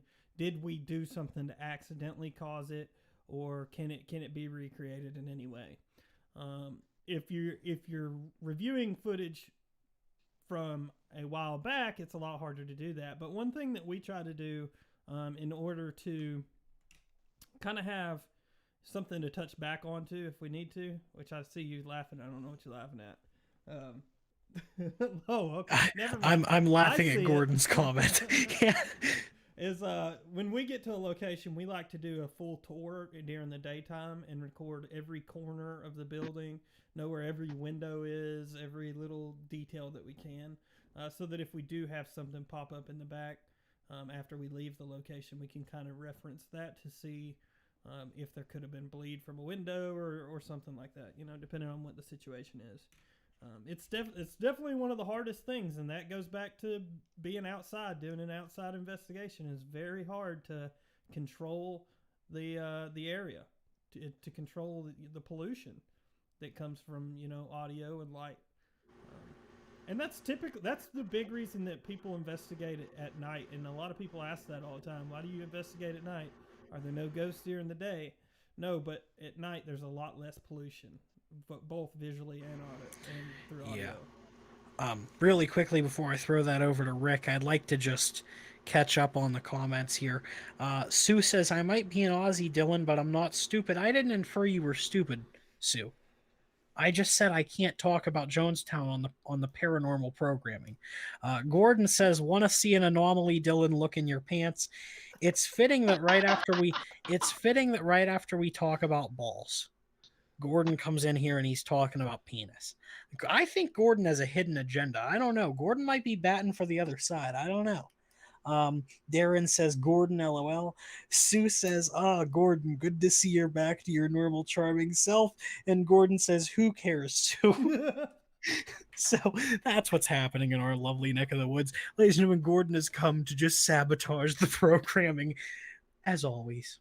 I'd like to say hey to John jumping in the chat over here on my end. Put a lot of good comments in here. He's really appreciating the logical thinking and different viewpoints. So thanks, John. Yeah, I appreciate you over. I'm sorry I can't see your comments, John. But I appreciate that we have someone on another program that kind of has the same thought process that a lot of my audience has. But Rick, same kind of anomaly question to you. When you see an anomaly, catch an anomaly, whatever you do, what's your process? Do you instantly try to debunk it, or do you just let it kind of happen? In my first investigations, yeah, I did what Landon was talking about because I was new. I didn't know my ass from a hole in the ground. I would just let it go, so to speak, and then on review later on, we'd sit there and look at it and go, "What the hell was that?" But I'm like Landon now, to where if there is something there that catches my attention, I want to know. Is it ambient noise? Is it what is it? What made that happen the way that it just happened, and then try to recreate it and go from there.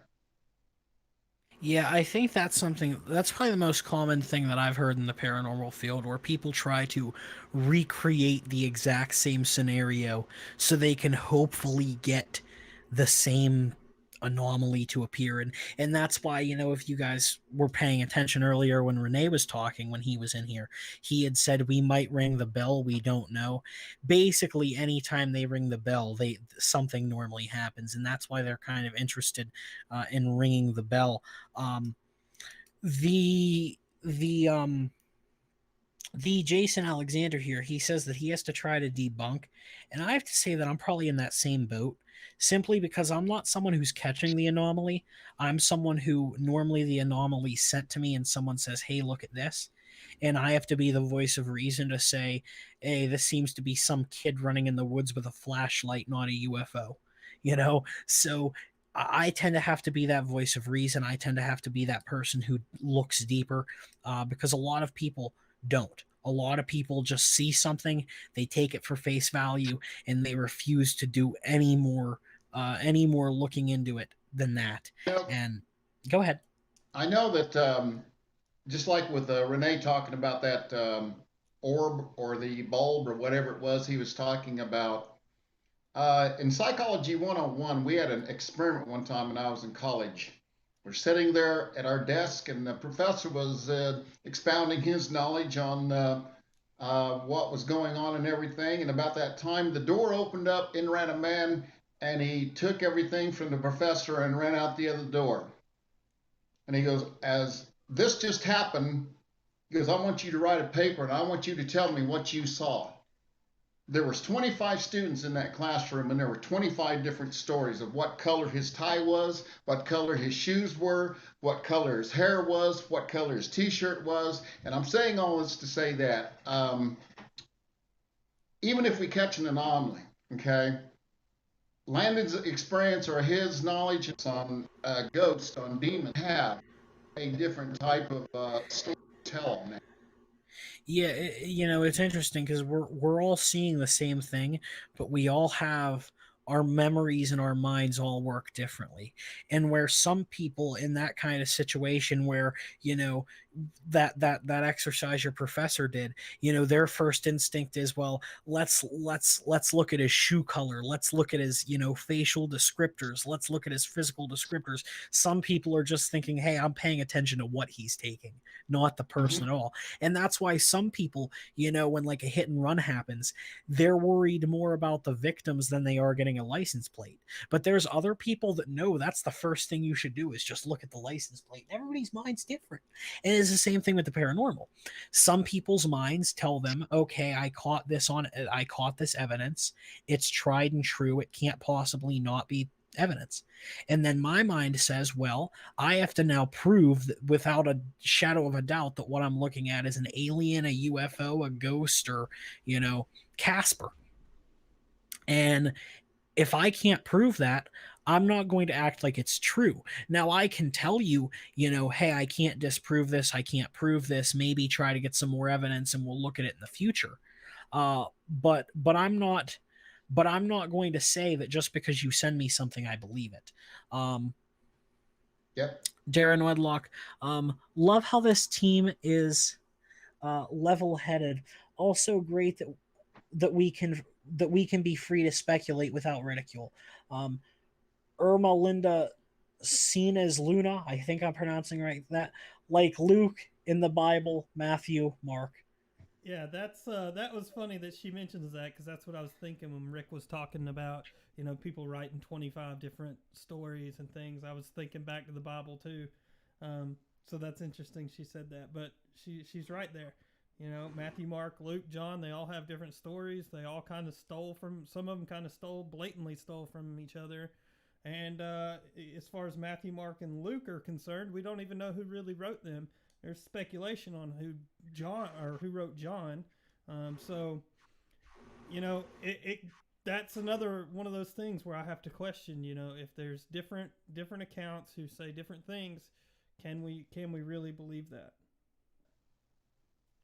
Really quick, I just want to kind of go back to what Darren said that, like, and maybe this is something that I just don't know because I don't watch paranormal shows.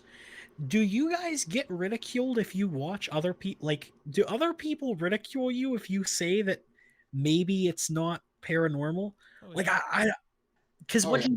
he's saying is that he loves how this team is level headed and that they can speculate without being ridiculed.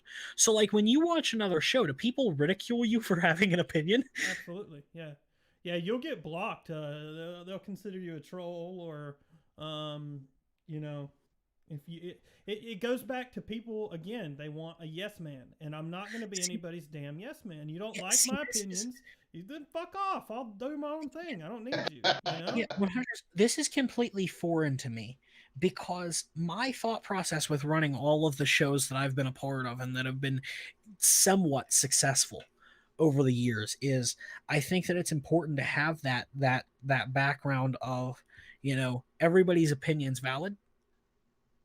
Let's talk it out analytically.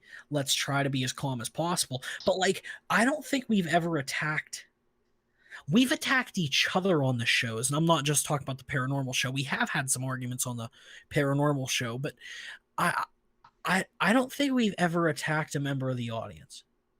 I can't think of a time that's ever happened. Um, Sonia says, yeah, so wow, I didn't realize this was a fucking thing. I feel Yeah, bad now. well, you got to think, Dylan. Like, again, this goes back to this whole thing can't be proven. So if you have a difference of opinion and they don't have the ability to back up their opinion, they just based it off something that they saw on TV. They get extremely defensive, which I causes that mentality to just block and move on. There's more people that will just follow and drink the Kool Aid and do what I, you know, just go along with yeah, whatever I'm saying. That I don't need that skeptical person.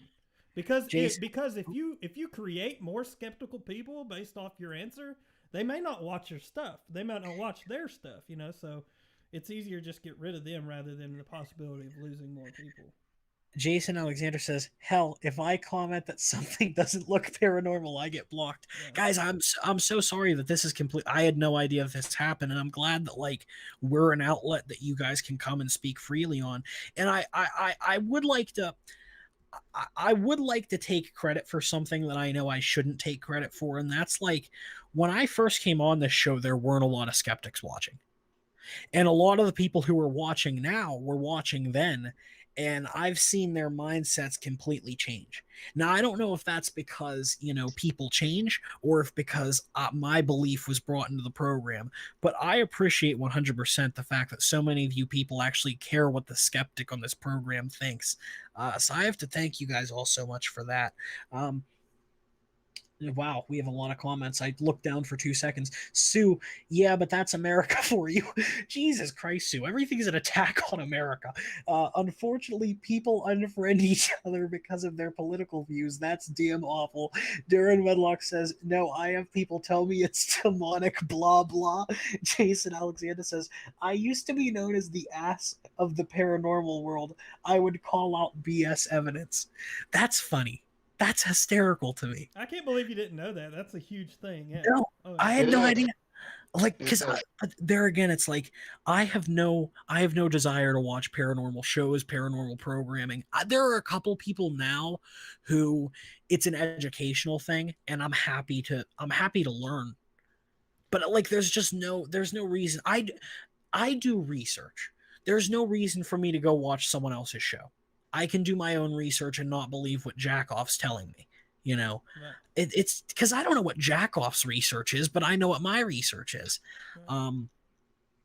Sue says mine hasn't. Yeah, Sue, you've been pretty stagnant about being someone who needs physical evidence, and that if you're not interested in a show, you'll just abort the mission. And I guess this show's kind of entertaining to you because you haven't left yet. I haven't got the dreaded Sue message that says, "Sorry, guys, have a great show," because it always happens. It always When happens. she checks out, that's what she Sue, does. Sue just gets uninterested in the middle of the show, and she'll just say "fuck you" and leave. Hey, we're sitting on 2 hours and she's hanging in there. I'm proud of you, Sue. Yeah, Sue, really Yeah. good shit on you. We've only had one appearance from the lovely Yeah, cast. what's up with that? Come on. Listen, man. Like I said, I'm not trying to bother them. Is Jackoff Zach? Jackoff is whoever you want him to Be be, anybody. Jason. I would hate to fill our viewers' minds with my own personal agendas, but I'm not a fan. If that's if that, I mean, I think that's important to say. I'm not a fan. On that has to be from the Russian audience. That'd be Yubi and Ivan jacking off. You being I've been checking out. That's good. I haven't heard that one before. I'll send a message out and ask everybody, when the next visual is going to be. Hey, But Dylan, like I'm going to drop out for just a second. I'll be right back. oh, you're good, buddy. You're good. When can y'all give us the next visual? Thank you. So then there were two. There were two. I'm gonna drop Landon out until he gets back, and then I'll pull him back up. Okay. Pull him back up. Rick, how are you feeling? I'm doing good. I'm doing good. I'm really liking what I'm hearing, and I like what I'm seeing and everything. And I like the way that the audience is participating in this because just like we were talking about, Dylan, I mean, there are a lot of people out there in different groups, and I've been a part of them that want to be the guru, want to be head schnoz, so to speak, when it comes to paranormal investigations. And if you don't follow along suit with exactly what they say or what they want you to do, then you're nothing. I mean, it's amazing how that works. Yeah, it's interesting. Um, yeah, Jason says feel free to add him as a friend. I'll definitely do that after this show. Uh, Jason, thank you. Um, but yeah, it's one of those things where everybody wants to have everyone wants to have a fucking monopoly over the paranormal. like like Yeah, it's yeah. it's it's very much a gangs of New York kind of mentality. And, to go back to my lovely religious comparison, it's a very much a my God's dick is bigger than your God's dick kind of mentality. Where if I can fake this evidence and you can't fake it as good as me because you don't have as good as a budget, well, I win. You know, and that's it's weird that we're told. First off, it's weird that I have to refer to the paranormal as a business. That's what's really weird to me. Yeah, that is sad. And secondly, it's weird to me that I have to refer to the paranormal as a monopoly. Because truthfully, if you don't have a television show, you don't matter. Yeah. Even us doing this show, we're doing a show to, I don't know how many folks on Landon's end. Speaking of Landon, he's joining back in. I don't know how many folks we have on Landon's end watching, but I know on our end, like we're doing a show to 9 people right now. So we don't have a television show. We have 9 audience members who enjoy what we're saying, but we don't at all have a monopoly. Okay, we are a we're a pissant as far as some of these guys and their following, and there are a lot of people on Facebook with shows similar to ours that have a massive following compared to ours. And truthfully, I've never understood it. Maybe it's me being cocky, but I always thought that we run way better of a show than a lot of these people do. Because just because I don't watch paranormal shows does not mean I don't scout from time to time. And let me tell you, I have not been impressed. And maybe that's like the broadcaster in me and someone who learned a lot about the broadcasting field and doing a show the right way. But it's real weird to me that there's a monopoly in the paranormal world. What are your thoughts on that, Landon? The fact that the paranormal world has been monopolized. You know, I guess it comes back to how you think of it, um, because I don't necessarily think that it's monopolized. There's definitely specific people who are bigger than others, but I think, especially with this field, you have the ability to get as big as you want, depending on how much work you're willing to put in. Um, But I have a rebut to that though, because I'm interested. That's your take on this, because I want to feel you out a little bit. Yeah. There are a lot of people who fake evidence. There are a lot of people whose own crews have went against them and said they fake evidence, or a network made them fake evidence. right. And these groups have the biggest audiences in the paranormal field. It makes the rest of us look like a joke. Wouldn't you argue that that's a monopoly? No, because so people, a lot of the people that are faking this evidence is not. There's people that just don't want to accept it and they don't really care. They're just there to be yes men and just whatever, and agree with it because they're so big. They think that maybe they'll, you know, it'll take them somewhere if they're fans of these people or not. If you're on a show, for example, and let's say you were on Ghost Adventures and you were just one of the people that they interviewed for some episode that they did, you're probably going to be a fan of them for life, whether they faked it or not, just because they gave you the opportunity to be seen by millions of people.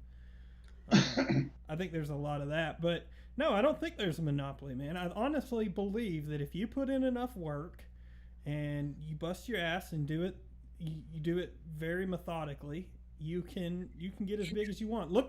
For example, let's look at Colin, who's about to come on when he shows up at this location. I mean, this dude's sitting at, I don't even want to be wrong, but last I looked, it was around 500,000 subscribers on Facebook or YouTube. There's so many different routes that you can take. I would say, as far as television paranormal, there's definitely a monopoly in that regard. You can only go so far, but I think honestly, if you want my opinion, dude, we're getting away from TV. We're getting away from these mainstream people. The stuff like this is going to be more popular than that in the future, if you ask me. I would agree with that. I would agree with that statement. The only thing is I don't know anything about Colin. Was Colin always a paranormal show, or was he something else and then he became a paranormal show? Did he already have an audience? Well, I don't believe I believe he was 100% paranormal from the start. It's something that we can ask because don't quote me on that. I've only watched him for like the last 3 years or so. The only reason that I ask is because having a built-in audience can help you, as we've seen with BuzzFeed.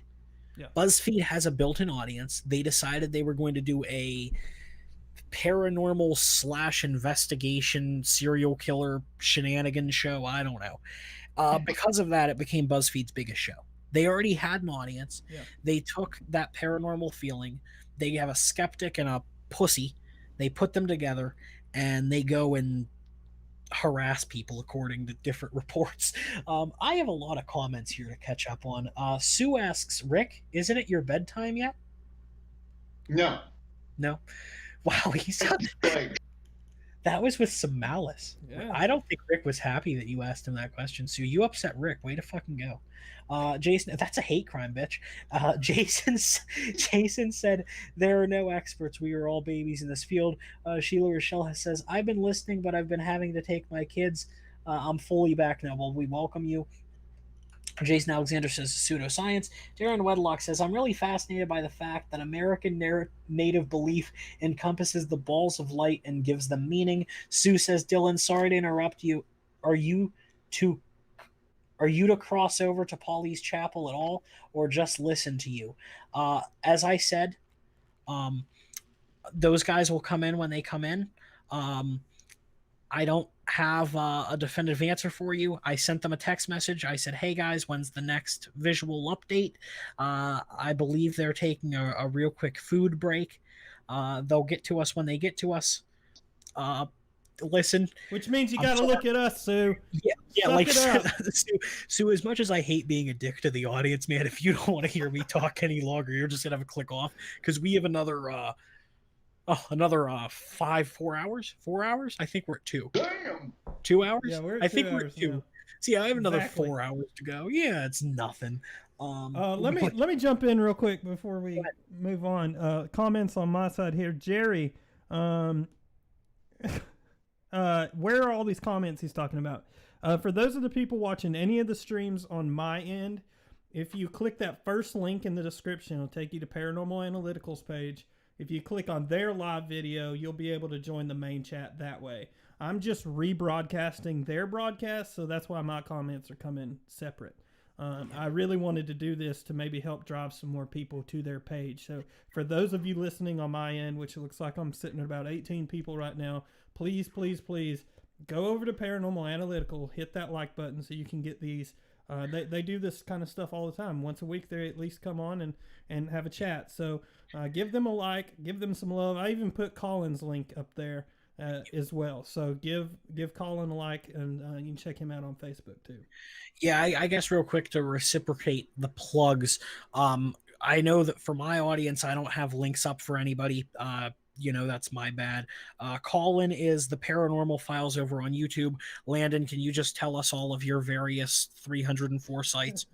You can just look for me at Paranormal Response Team on Facebook, and then I have a YouTube and a Facebook channel for Exposing Reality, which is just kind of like my YouTube channel, and the idea being that I'm going to bring some more people on to do different types of shows and stuff, and that's where we really talk about like cryptids, conspiracies, paranormal, all that type of stuff. So if you're interested in that, give Exposing Reality a like there too. And Landon, I don't know if I'm supposed to break the fourth wall, but myself and Landon have discussed doing a program ourselves.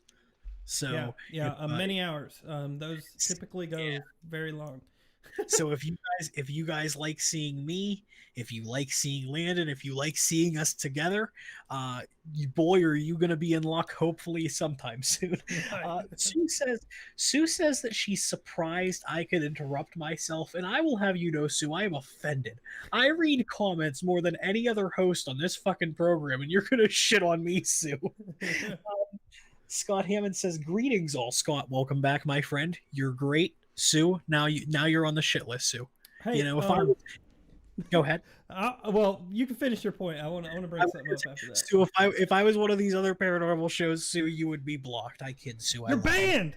You're banned. I don't know. What is it? A shadow ban? Is that what it's called? Is that what they do, or is it a physical ban? Like, do they actually block you from the They page? block you. Yeah, you can't. You Oh, can't nothing. shit. But go ahead, Landon. There's a couple things I wanted to bring up. One, going back to something that Rick was talking about when we were talking about Native Americans, and I saw a comment pop up about it and their belief in these orbs or these balls of light. I'm curious, Rick, just because I'm not very familiar. I know in my area, about 2 hours from me, there's a place called Nantahala, North Carolina, which is right near the Cherokee Reservation in that area. Nantahala, meaning in Cherokee, land of the noonday sun. And so it really comes back to the terrain of the area as being so mountainous and whatnot. The only time they really got sun down where they lived is when the sun was at its highest point. I know from those Indians specifically that they had a lot of light anomalies like that, and a lot of things. I don't know if it was because the area that they were at was darker, longer than most people's typical areas.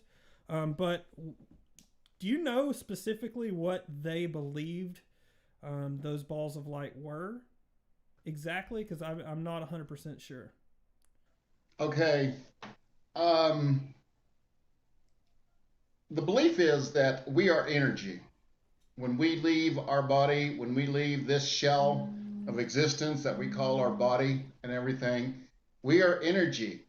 And when we communicate with our ancestors or anybody that we're communicating with during our ceremonies and everything, there are those light anomalies, as you guys call them, that are actually that is the energy of those that we call upon. And that's even in process of going on your spirit journey, so to speak, that we go through as far as looking who our spirit guides are. Those are balls of energy that you will see. These are the anomalies that they speak of when you're in search of. So to speak. Does that make sense?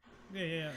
If I can jump in real quick, Yeah. Landon, do you remember when I was describing to you my belief in religion? Yes. It's that. Okay. That's what the natives believe. Okay. So now is that a blanket belief for most Native Americans, or does it differ depending on what specific tribe you may be with?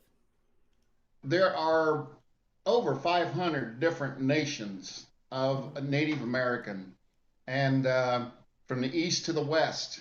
Just as you have Catholics over here, you have Mormons over there, you have Protestants over wherever.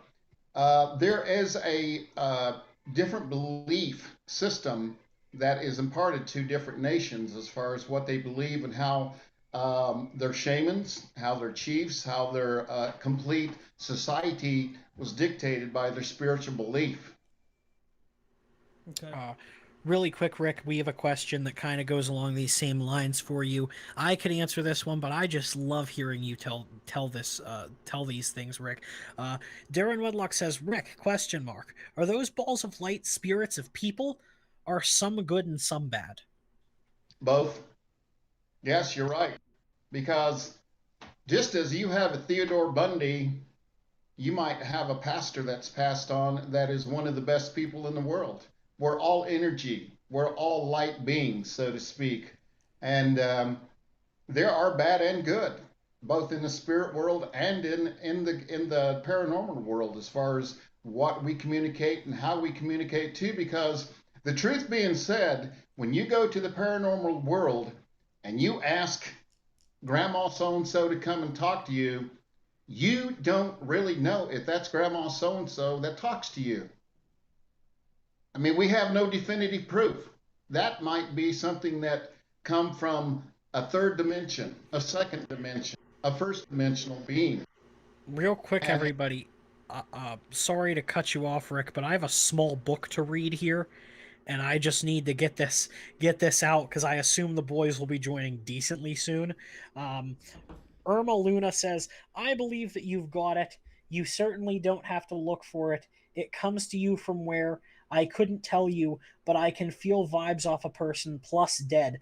The police can't find like cold cases. They talk to me, not that I ask it to come to me. I can't prove it and very hard to even talk about it. If you have it and don't know how to use it, it's worthless. I'd say it's called a medium. Excuse me. But I've been called freaky.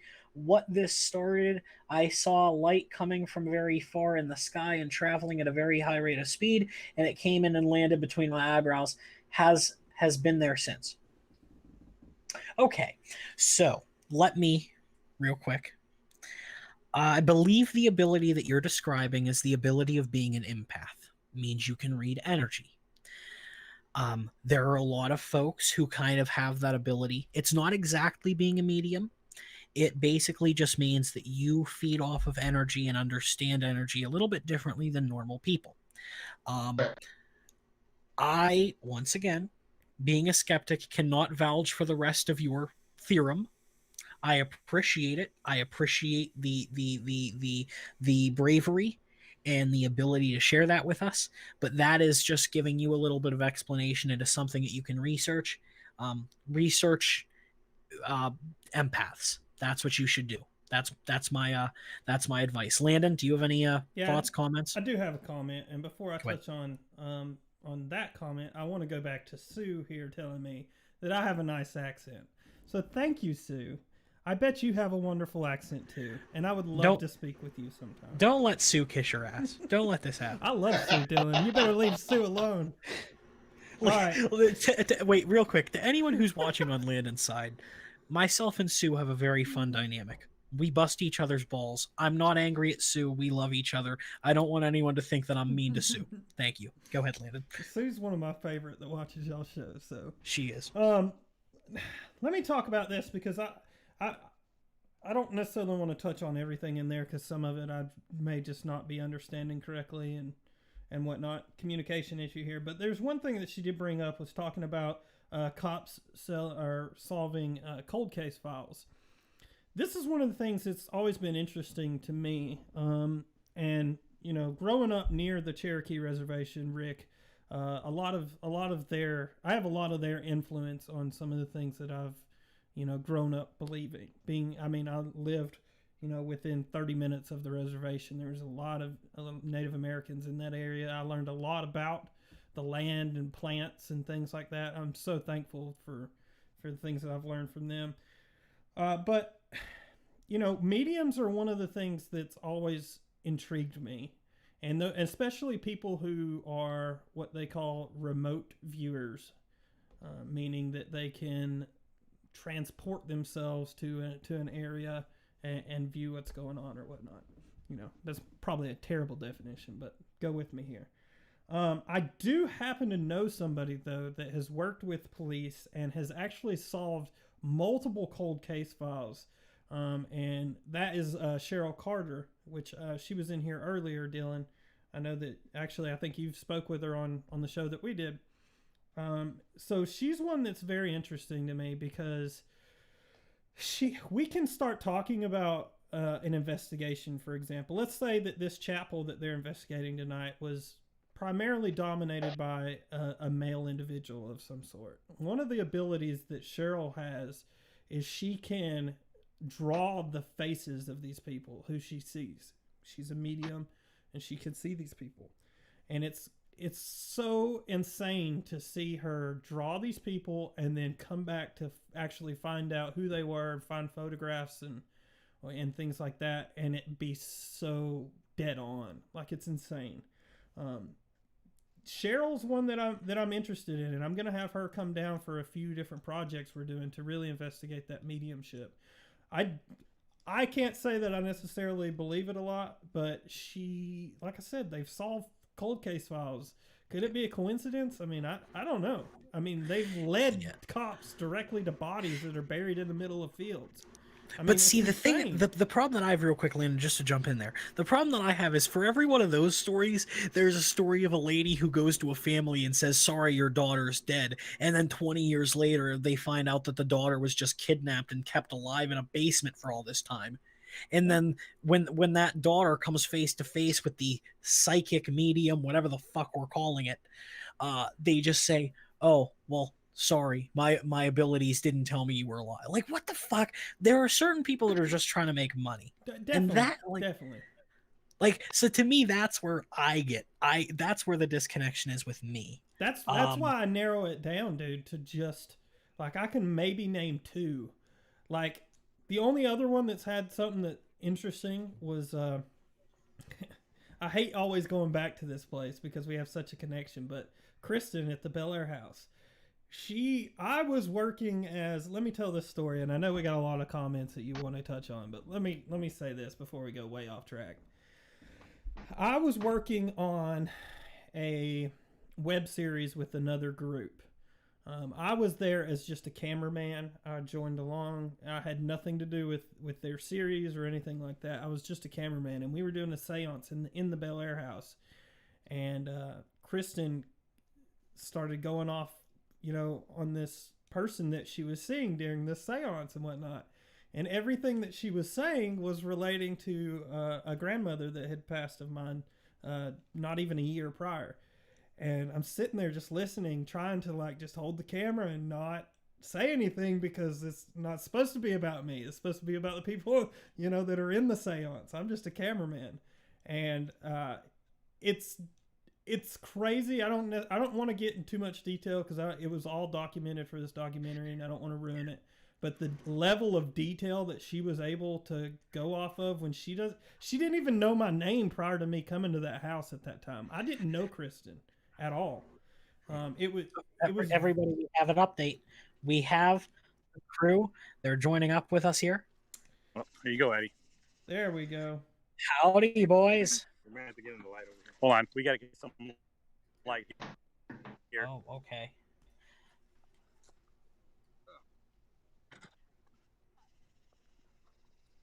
I think get on this side, Renee.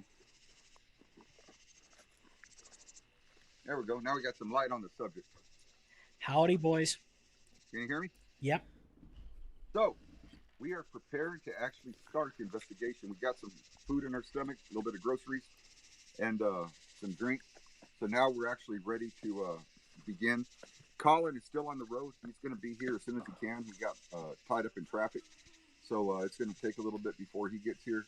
But we're going to go ahead and start filming, and we're going to start the investigation here at the chapel itself.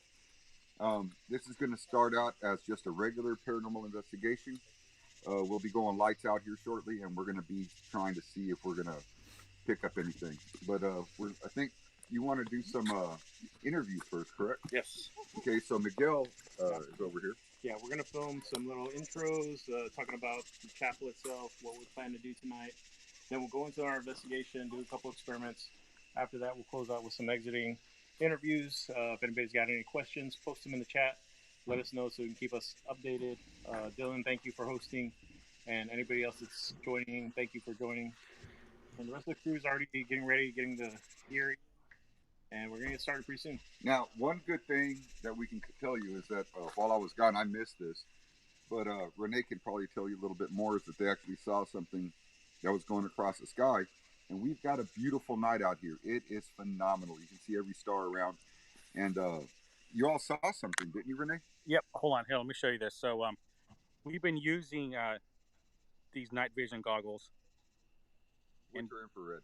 Yeah. So we have a pair of these night vision goggles. We've been seeing a bunch of, we're not sure if they're satellites or we saw something fly by. I saw one that was a satellite just a little while Well, ago. before you got here, it was really bright and fast moving. So we've been checking out with the we have lasers and we have the night vision goggles. We've been seeing a lot of cool stuff flying around. Now you're sure what you saw earlier? You said it was bright and fast moving. Now you're sure it wasn't like a shooting star? Or no, it wasn't a shooting star. But I don't know if it was my imagination, but I swore it moved left and right. But we're not sure yet. This is still kind of up in the air, so we're not 100% sure yet. Yeah, but we are going to be doing some filming here, getting some intro shots, and then we're going to start the investigation going into the chapel and using some of our equipment, old time, see what it's going to be like, and then later on we'll be doing or going into more of some of the experimental type things that Renee has planned. and then from there, after that, we'll be going into the CE5 stuff and trying to see if we're able to get And the something on graveyard. film at the graveyard. And so that's going to be really interesting while we're there. And hopefully, while we're there, along with the CE5 stuff, we're going to be using some of the white noise and things of that nature and trying to communicate with some spirits. That's a very active place. We've caught a lot of lights and different things out there that just unexplainable, totally unexplainable. You got to remember, we are out in the middle of nowhere, so any light that we see in the graveyard, it's coming from there. You've got miles of cedar forest, basically all along the sides and heading out towards the back of the cemetery. So there's nothing that could be driving or anything that you can see. It's like a landscape of Christmas trees, if you will. So it's really cool. We're going to see what we can capture, and we'll update you here pretty quick. Thank you, fellas. Hey, real quick before y'all go, if one of y'all could message me a link to the t-shirts, I would love to throw that up in the chat because I haven't been able to get one. I don't have a link. Send me a link. I'll send it right now. Miguel's going to send it now. So, That's for these shirts plus some caps, which I don't have today. Hoodie, which Gloria is wearing. We'll show that later.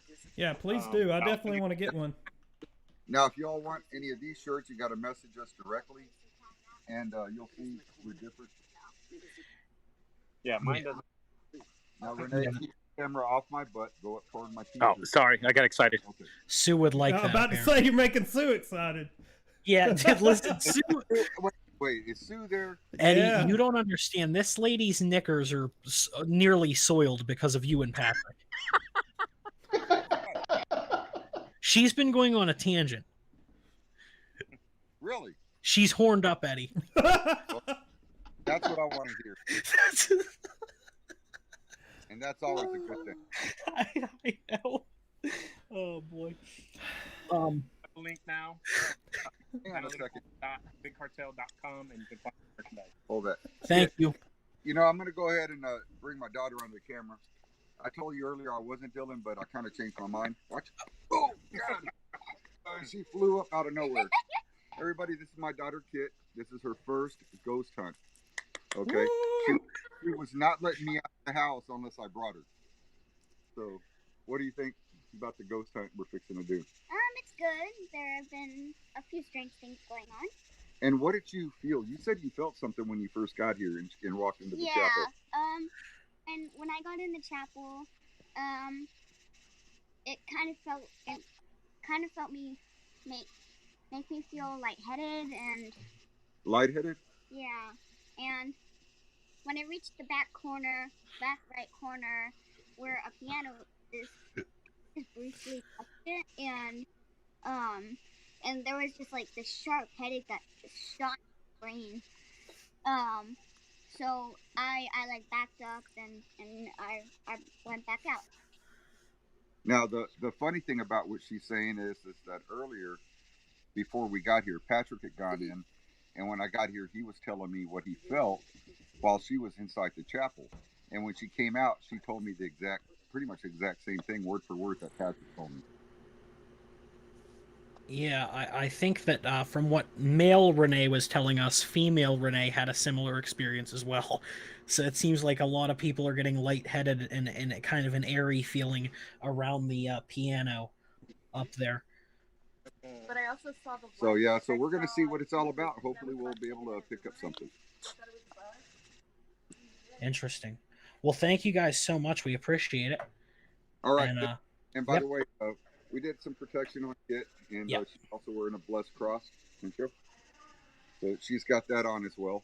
Yeah. Especially being that this is her first investigation, so we want to keep her safe over here and make sure nothing attaches itself. So we did take some precautions on this as well.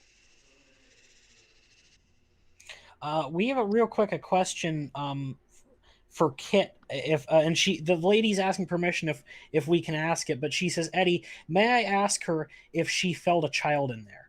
Did she feel like the presence of a young person? Yeah, absolutely. Ask away. Kit, when you were go ahead. I didn't technically feel a young child, but I was over there stargazing with Renee, and um, I saw this shadow near near the entrance where there's a gate, and I just saw this shadow, and it kind of like ran, and it looked like a kid to me. It looked young, But and you didn't see a kid. You just saw a shadow no, that kind of looked small. it was like, yeah, it was like a very black shadow. And I could tell it was like a little girl, or I think it was a little girl, because it had this like this little top of hair.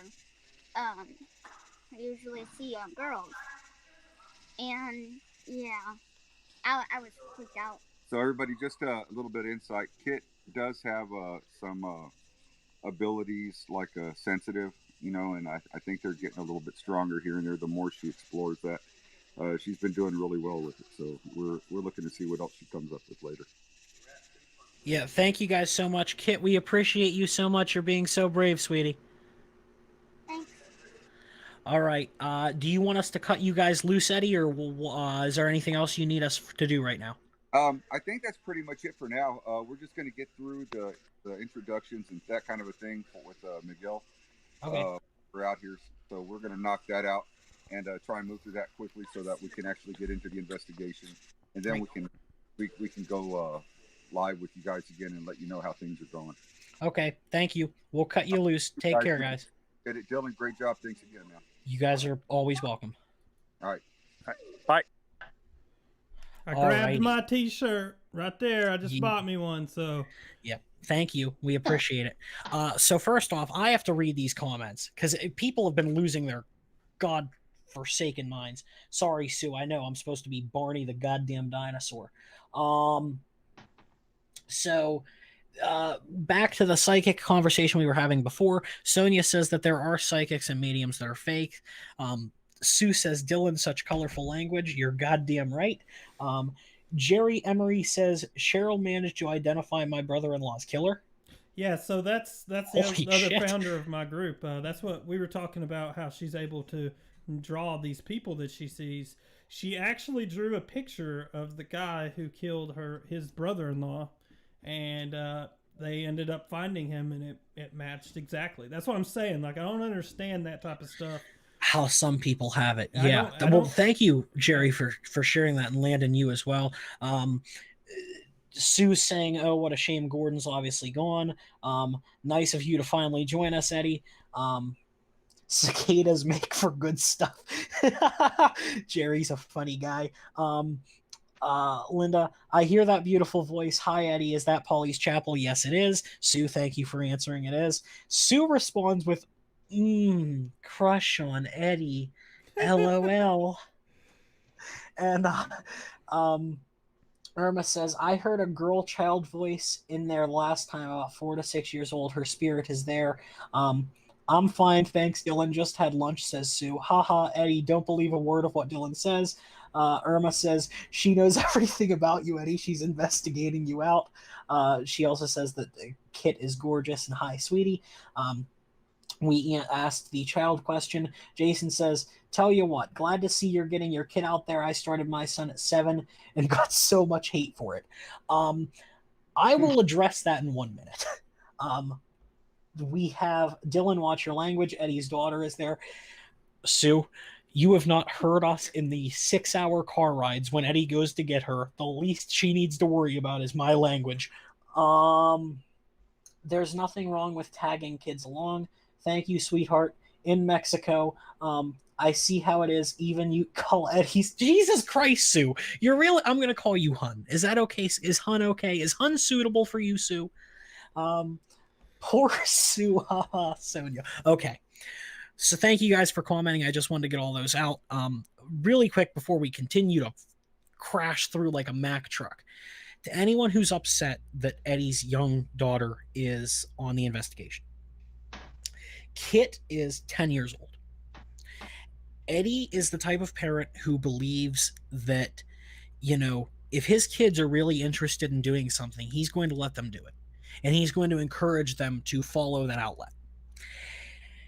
And as you guys heard, Kit wasn't going to let him leave the house without her. She wanted to go. And Eddie made sure to protect her in every way he could. and can, and he's going to continue to do so. Um, it's not unheard of to have young people on an investigation. It's not unheard of. Um, we're not using Kit as a conduit. She's simply there observing and learning. So hopefully, in 10 more years, 5 more years, she can take my spot on this show. All right. So, anyone who's pissed off at the fact that there's a child there, Bye. there's Fuck yeah, off. there's I'll reasons. say it for you. Thank you. Jerry says, you know, Landon and I have a kind of bounced around some Mexico investigations. You guys close enough to join in? That's probably true. Then Jerry says something in Spanish that I'm gonna butcher. Yeah, Isla. so Jerry, yes, they will. I've already talked to Eddie about that. They'll definitely be down. I don't think Dylan will be down, but he's more than welcome. Hell no. Hell no, I don't do the investigation. But what he put there in Spanish, which I'm not going to try to say either, is the Island of the Dolls, if you know what that Oh, is. fuck that. Listen, we've had discussions at nauseum about the Island of the Dolls, but go ahead, Landon. Yeah, that's an interesting one. But no, to go back to bringing the kids thing, Jerry's next comment there, he brings his kids often, just not clearly malevolent stuff. I think that's one of the things that makes this specific investigation okay, is that they've been here before, and they've all said that we've never felt anything bad. If anything, it was good stuff. So, in my opinion, if you're going to bring your kids to an investigation, this is probably one of the better ones to bring it to. That's it. Go ahead, Rick. I might throw in there also, at 10 years old, I was in church. And being in church, like I mean, is that in our church that I belonged to at that time, at 10 years old, they believed in what they called deliverance services. Everybody was to be in tuned in that service with what was going on. And in fact, that church service was the reason why it propelled me into the paranormal, because of what I saw and what I experienced in that church at 10 years old. And I think it's great, because if you're going to have a kid in a church at 10 years old or 8 years old participating in services for deliverance and things like that, then you can have a kid participating in a ghost adventure. Yeah, I agree with that 100%. And I think, it's one of those things that you definitely should leave it up to your kid. But I'm not a parent, and I'm not going to tell anyone else how to raise their kid. And I would hope that none of you would do the same. And I do have to say that it seems like our audience, for the most part, is taking this rather maturely. So thank you guys for that. Nobody's bitching, which I appreciate a lot. Because first off, it's not my kid. Secondly, I don't want to hear it. At the end of the day, it's not your kid, so yeah. I mean, listen, I can tell you that Kit's 10 years old and she's smarter than me. So, like, Kit is already more equipped to be out there than I am. Once you get through these, Dylan, I do want to bring up a topic that's kind of separate from where we're at. So. Well, real quick, I have two comments to read. Irma says that they feel and see more than grown-ups, and obviously that's something that's been interpreted for a long time. And Sue says that she doesn't think kids should go personally, and that's okay, Sue. You have the right to your opinion, but go ahead, Landon. You can take us into topic land. I wanted to bring up something that Rick was touching on earlier, and that we saw when Renee was giving us the tour, and that was specifically that the pulpit area of this church that they're investigating seemed to be the area of focus for activity. I'm curious because in my previous experience, the same area of the church was the most active for us. I'm curious to both of your thoughts as to why this is. Could it potentially be that since church has been held in this building for so long, and typically when people are there, they're putting their focus in one specific area for hours a week at a time, if that potentially has something to do with it, or if there's another reason. Yeah, I'll take this one first, Rick, and then I'll throw it over to you. So to me as a skeptic, I see this as a hypothetical. Now, I believe you're right, Landon, with what you said, that yes, we put a focus on the front of the church. But hypothetically speaking, it would be more of a power dynamic. because if you're in a church, okay, that power, is to the front of the building, to where the speaker is. That's where the power Your is. focus. That's where the focus is. That's where the power is. And I feel like, that's just the obvious breakthrough point. Rick? Um, the reason why you're feeling that, as far as the front of the church and everything, is because that's where the spiritual warfare is, as they speak to the church. Because once you come to the altar, you are basically prostrating yourself before your God. You're prostrating yourself before a spiritual being, and the battle between good and evil is often fought right there. The experience that I had, that I was talking about, at 10 years old, I witnessed this guy come forward, and he wanted delivered. Well, they were praying and praying, and I was probably 5 seats behind them as they were actually praying. At one point, he was on his knees praying, and they were speaking in tongues and doing everything that you wouldn't believe that they can be done. And I saw this black mist, this black shadow, basically come out of him and dissipate into the church. It come and enveloped all over the church, and it took everything I had to basically fight this oppression off of me. That's what propelled me into the paranormal, is because at the front of the church, that's where that dynamic of spiritual warfare was taking place. And every church has an altar. And every place, I don't care if it's a satanic church or Christian church or whatever church it is, there is an altar. Yeah, Jerry in the chat is saying that energies are created right there, and Correct. that's probably correct. So I think that's probably why I landed. Do you have more questions, or more of a follow up to that? No, it's interesting to hear your viewpoint there, Rick. I I'm just curious as to if this is a point of spiritual warfare, why they would necessarily be attracted to that area. I Um, think I think to me, real quick, sorry to stumble all over you. no. To me, it goes back to that power thing. Even though it's a focal point, that is a position of power. All right. For example, let's look at it like this. Let's say I go to a museum, and for whatever reason they open up a NASA space shuttle. Mhm. Nobody wants to sit in the co-captain chair. Everybody wants to sit in the captain chair. If I'm a spirit, I want that power. I want to feel that power. I'm not going to sit in the back and on a pew. I'm going to be in the most powerful position that I can be in, right up front, right in the center. Yeah, That's a pretty good analogy, Dylan. Thank you. Like I said, the battle of warfare, as far as what I'm speaking about, is in that position of the altar, because the altar is where the petition of prayer is offered and the invocations are sent forth as that battle being good or evil. I think it's interesting nonetheless, no matter what may be the cause of it, is the fact that, with a lot of people focusing on one specific area for a period of time or whatever could have that effect. It may say something to people focusing on one thing um, in whatever manner. You know what I mean? So I find that very interesting. Yeah. That Real was the quick, case. if you don't mind, though, Yeah. Landon, I have another book to read. Yeah. Um, Sheila, guys. First off, readings for prisoners, and I'm not an intelligent man. You're gonna have to calm this down.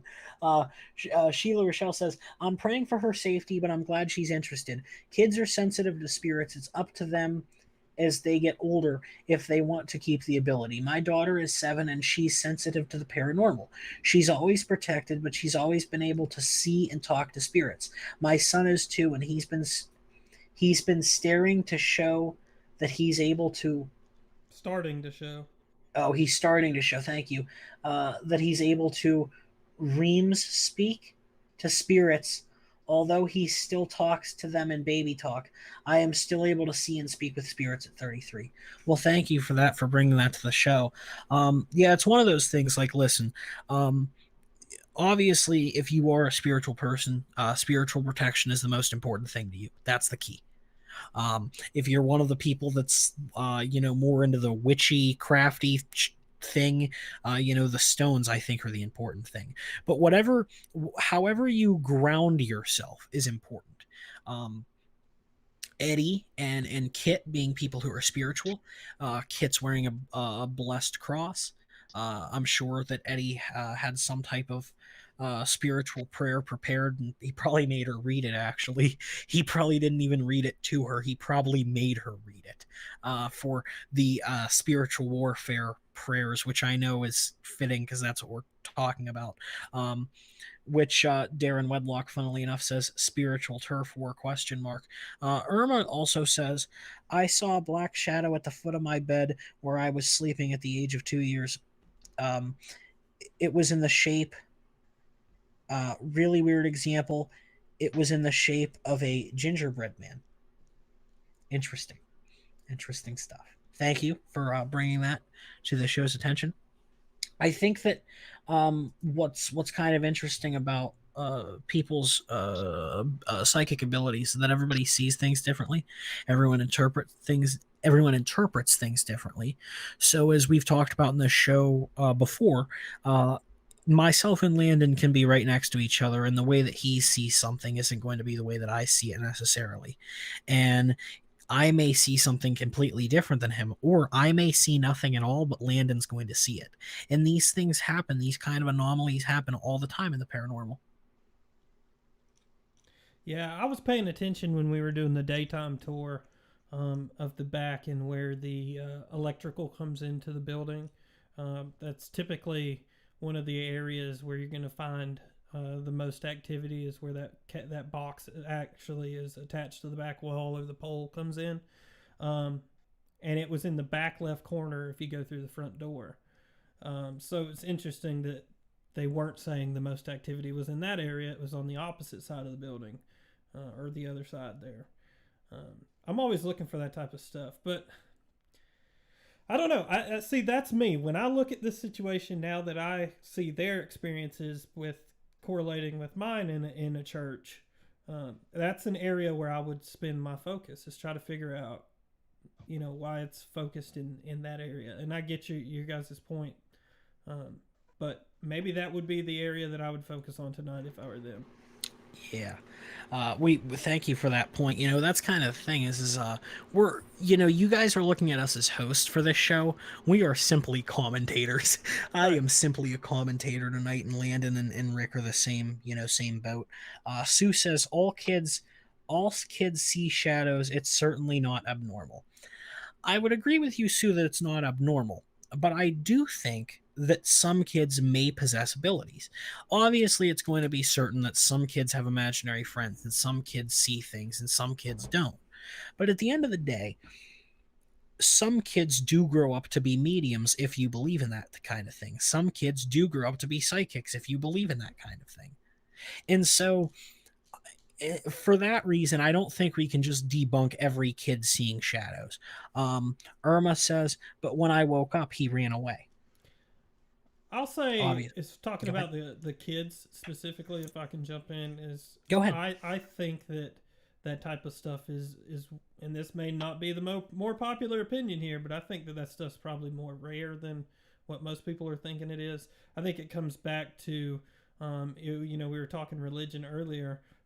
If you're indoctrinated a specific way with a specific religion, that's what you're going to grow up to believe. So if you're a person who's in the paranormal and into that type of thing, your kids are obviously going to see that and be influenced by that, leading them to maybe see things that they're not really seeing just to fit in, like some other paranormal groups. I'm not saying that's the case, but I would tend to lean more towards that's more rare than what people put out.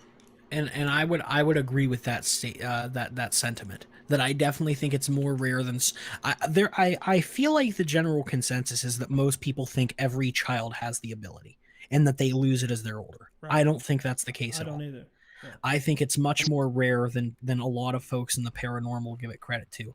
And I think, and once again, I think a lot of that is for selfish reasons. I think there are a lot of folks in the paranormal who like to use children as conduits. And strongly disagree with that notion. Darren Wedlock in the chat, I think you've got to speculate whether a lot of ghost sightings are something to do with time too.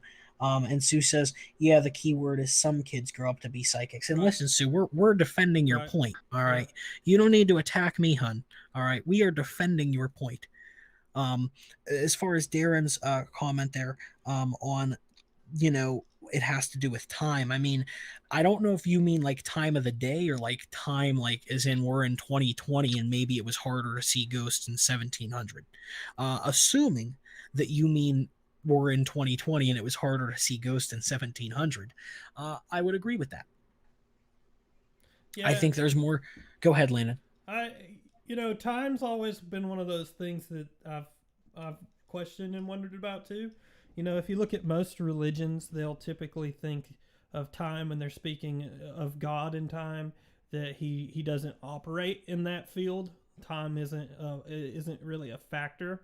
So going back again, if religion is true, and that's typically the viewpoint of most people, is there a correlation to that in spirits? Do spirits operate in that same field of where time isn't a factor? Time is never past, present, or future. It's all the same. It's all at once. So I don't know. I see where you're rolling. I'm trying to play both sides of the fence here. Yeah. I agree with that 100%, that you should do that. Jason Alexander says, I took my kid out to get him out of being scared of the dark phase. He really came around and now understands what it's all about. He is now 16, and Sue has to specify that she's not attacking me. I appreciate you, hun. I didn't think that was an attack either. No, I don't mean attacking as far as like, I don't mean attacking like, I feel like she thought that I was on the opposite side. To me, it didn't come across like she realized that I was, agreeing with her. Gotcha. Here we go. Gordon says, only angels and demons operate without time. Then and God. I'm not sure what then and God means. I'm not either. But so only angels and demons. So is God not an angel in some sense too? Darren Wedlock has an interesting point. He goes, no, I mean an anomaly in space and time. So he's talking about like a traveler, an interdimensional being. That's kind of neat. Yeah. Interdimensional. Yeah. A lot of people think Bigfoot's like that. Yeah, we had Randy on last week, who that was his first paranormal story. Is an interdimensional story about seeing Bigfoot inside of an orb. Right. Or what looked like a Bigfoot. What he later connected must have been a Bigfoot. But yeah, it's one of those interesting things where interdimensional travel was something that got blown up in like the early 2000s. And now it's just as common as everything else. Oh boy, comments are blowing up. Jake Tucker, welcome to the show. He says, when my sister and I lived with our mother when we were teens, on two separate occasions, we both see the same ghost. We never discussed it until we were in our late 20s and couldn't believe we had the same thing happen. That happens a lot with siblings' dreams. They'll have like a nightmare, and it'll be the same nightmare that like the other sibling had, or friends have that sometimes as well. Sue Montague says, Gordon, what are you on about? Gordon says, them and God is what I meant. No, God is not an angel. He created the angels. Sheila Rochelle says, I think he meant them and God. Thank you, Sheila. And Sue says, got ya. Gordon says, if you cannot follow me, then give up. Yeah, I mean, I don't want to get back into the religion thing. Yeah, we already had the religious discussion. He missed all that. So I'm just going to say, Gordon, for another time. Yeah, well, Landon will happily have that conversation. You did miss it, Gordon. That was like a 2 hour ago kind of thing. Yeah. So sorry. But yeah, it's definitely one of those things with like interdimensional beings, to go back to that, because it seems like that's where the conversation's going.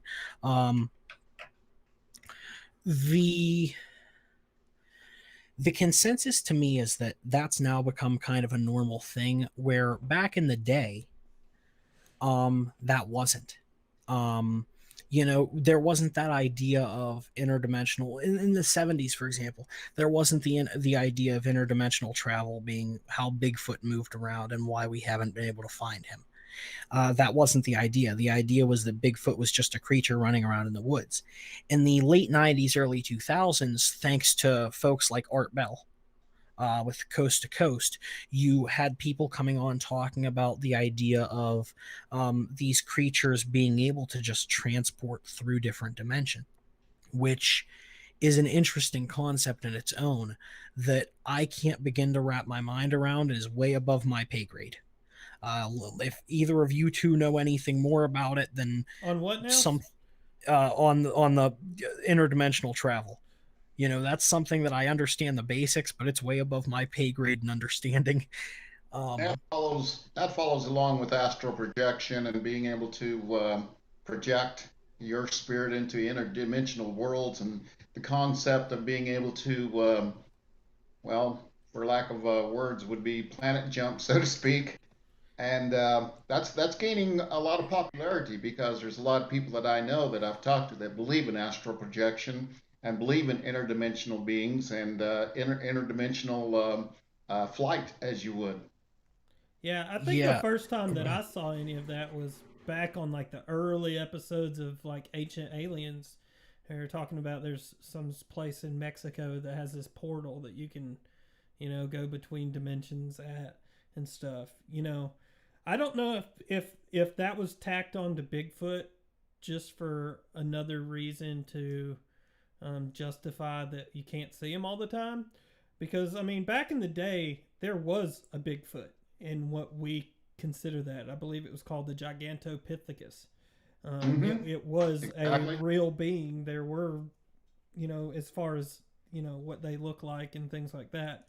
So I don't know if maybe they just tack on the interdimensional thing as just kind of an scapegoat. Yeah, that's one of those things. Like I said, way above my pay grade. Yeah. I can discuss it at a very limited level, entry level, and then I'm done.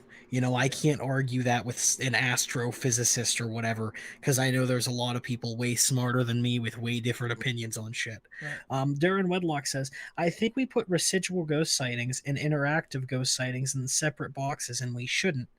What are your guys' thoughts on that? Do you feel that same way, that we kind of put these two things in separate boxes?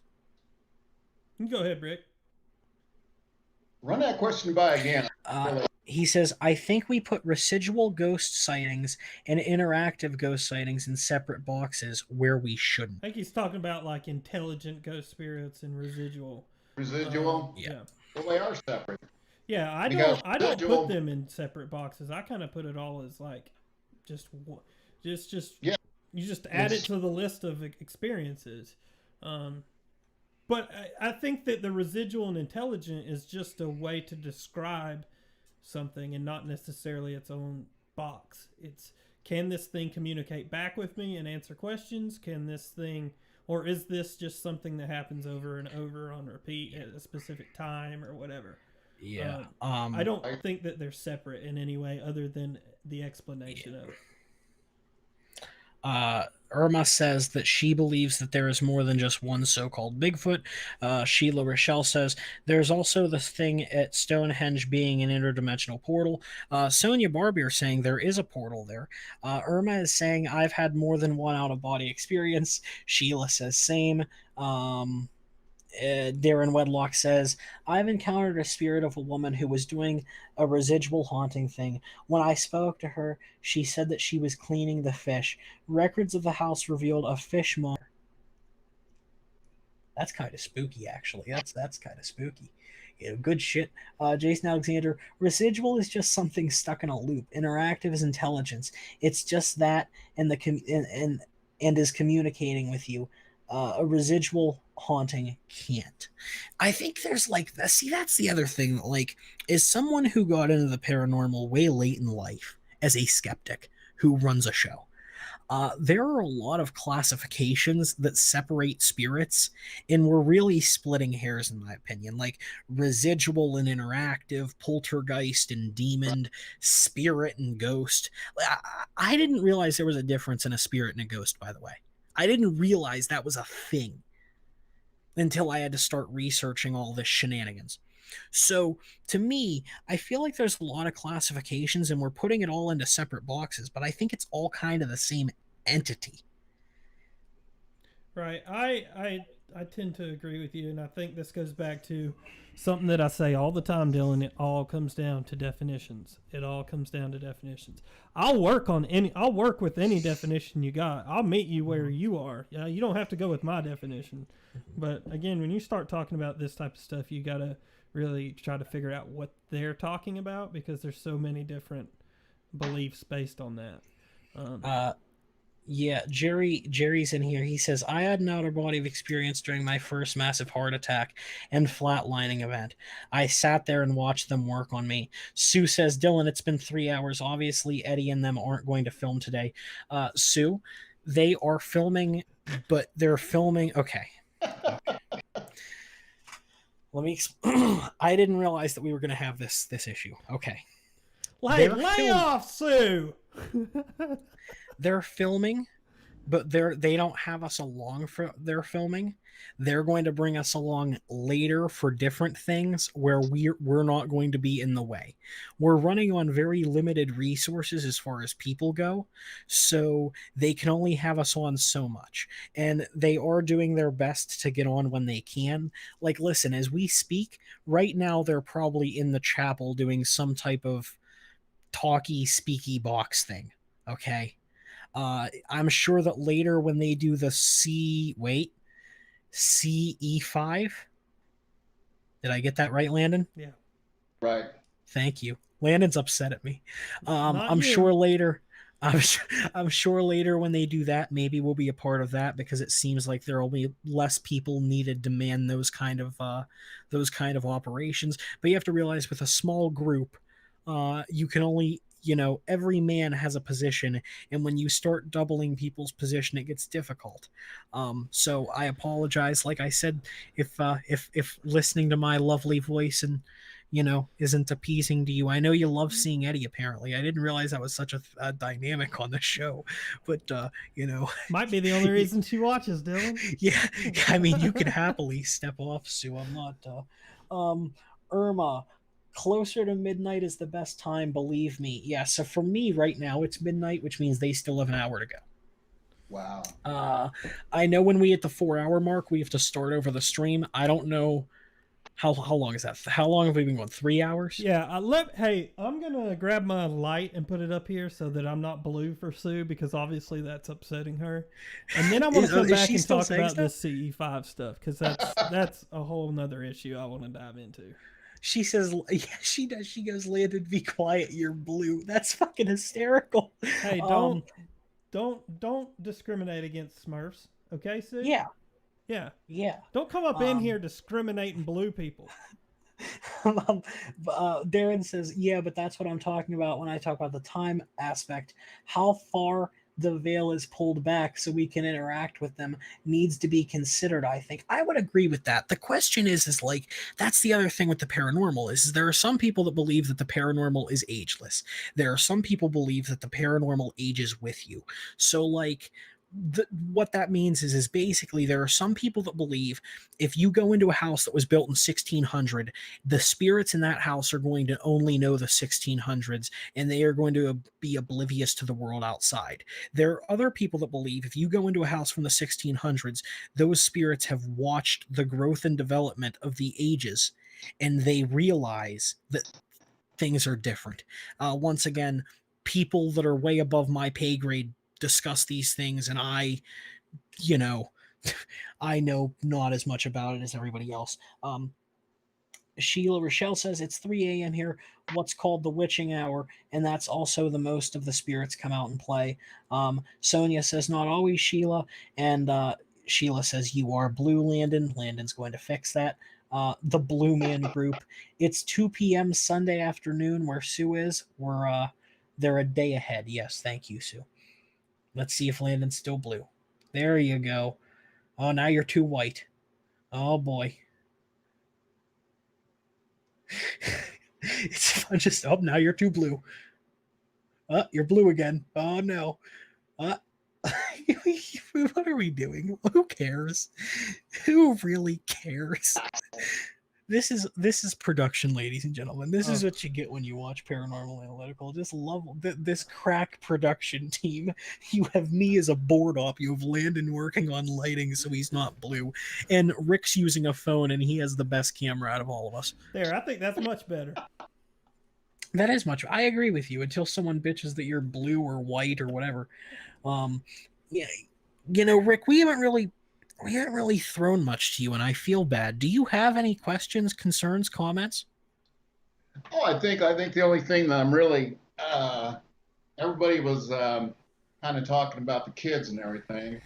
Um, I watched Chip Coffey and I watched Amy and talked to kids and I compare it to the fact that Dylan, you studied martial arts. I studied martial arts. I've seen kids at 3, 4, and 5 years old that can whip. I mean, they're talented and they start at a young age, you know. And that's exactly what I mean about this in the field of the paranormal and or a church or anything else like that. You're going to have a kid that's going to be able to walk in just like kid is at 10 years old and learn. And that, I mean, how else are they going to? Yeah, it's all about education. I agree with you. I've never looked at it that way, but yeah, I mean, I had kids who, when I was studying the martial arts, we had kids. They do have they call it a children's class, and children's class is legitimately. I think they started you. It was like 3 to 6, Right. and then there's like an intermediate class, then there's like a teenage class, then there's like a young adult class, then there's like an old man class. Rick would be there, obviously. you know the lovely comments that we're getting. Jerry says, I don't buy into the witching hour concept because time zones were not a part of history more than 100 years ago. Thank you, Jerry. This is why you're the goat. Irma says, not a smurf anymore. And Landon, I look beautiful now. Thank you. All for stunning. you, Sue. Stunning's the word. Hey, I do want to say that I spent a lot of money on really nice cameras, okay? One that I could set up here to be my webcam. And I can't figure out how to get it to connect to my camera on my computer. So, sorry. Right. Sue says, what's karate got to do with this? Sue, you are really missing the point. Oh, holy shit. Okay. It's not that the karate has to do with it. It's that children can learn very difficult things, very precise things at a young age, and the paranormal is no different. That's what it means. My question is, if you don't think 10 years old is acceptable, what age is acceptable? Yeah, and I guarantee you somebody's going to disagree with you too. Yeah, so Sue, that's an interesting question. What age would you consider it acceptable for a young person to go on to an investigation? While we wait for Sue to hopefully answer that question, Sheila says, what I was trying to say is the witching hour usually starts about that time. LOL, my bad. It's 10 p.m. here. Yeah, the thought of the witching hour, like Jerry said earlier, to me, the concept of time zone was not a thing. Okay, first off, not only did we have time zone, in America we have daylight savings time, which fucks that all up. Right. So now we're changing what the time is. Could there have been a witching hour? Maybe. But I'm not going to sit here and tell you it was 3 o'clock in the morning, because my 3 o'clock in the morning could have been someone else's 3 o'clock in the afternoon. I don't know. I wasn't alive.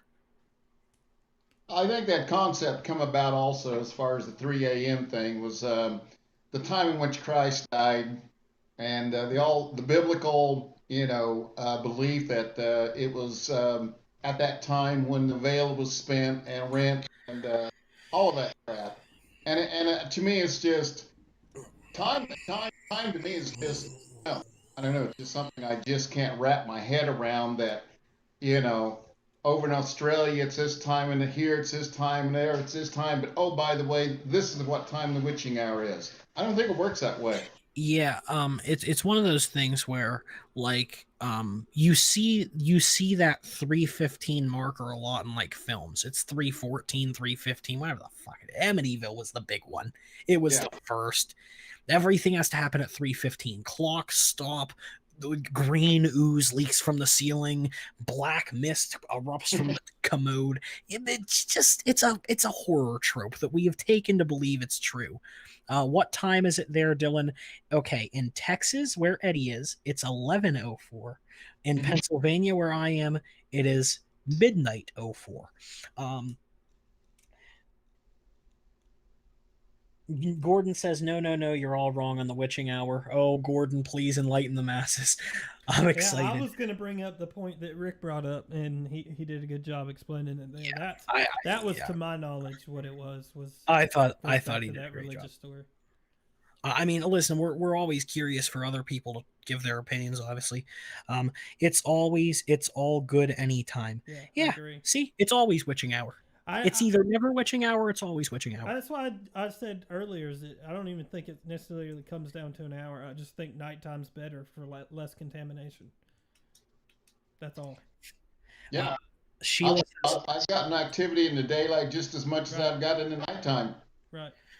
yeah, And Sheila. this is a topic I want to talk about too, if we Go ahead. can. Yeah, go ahead. Because I find this very crazy. And when we were talking about filming our own documentaries and investigations and stuff, is why do we have to film in infrared and things like that? Why can't we do it with these type of lights here? Daytime lights, and make it look like this. Um, I've always found that to be ridiculous. For one, that it's always has to be dark and grainy and terrible. Why can't we do it in the daytime or with daytime lights? Curious if you guys have any type of opinion on that, other than it just looks scarier, and that's why I people do think it.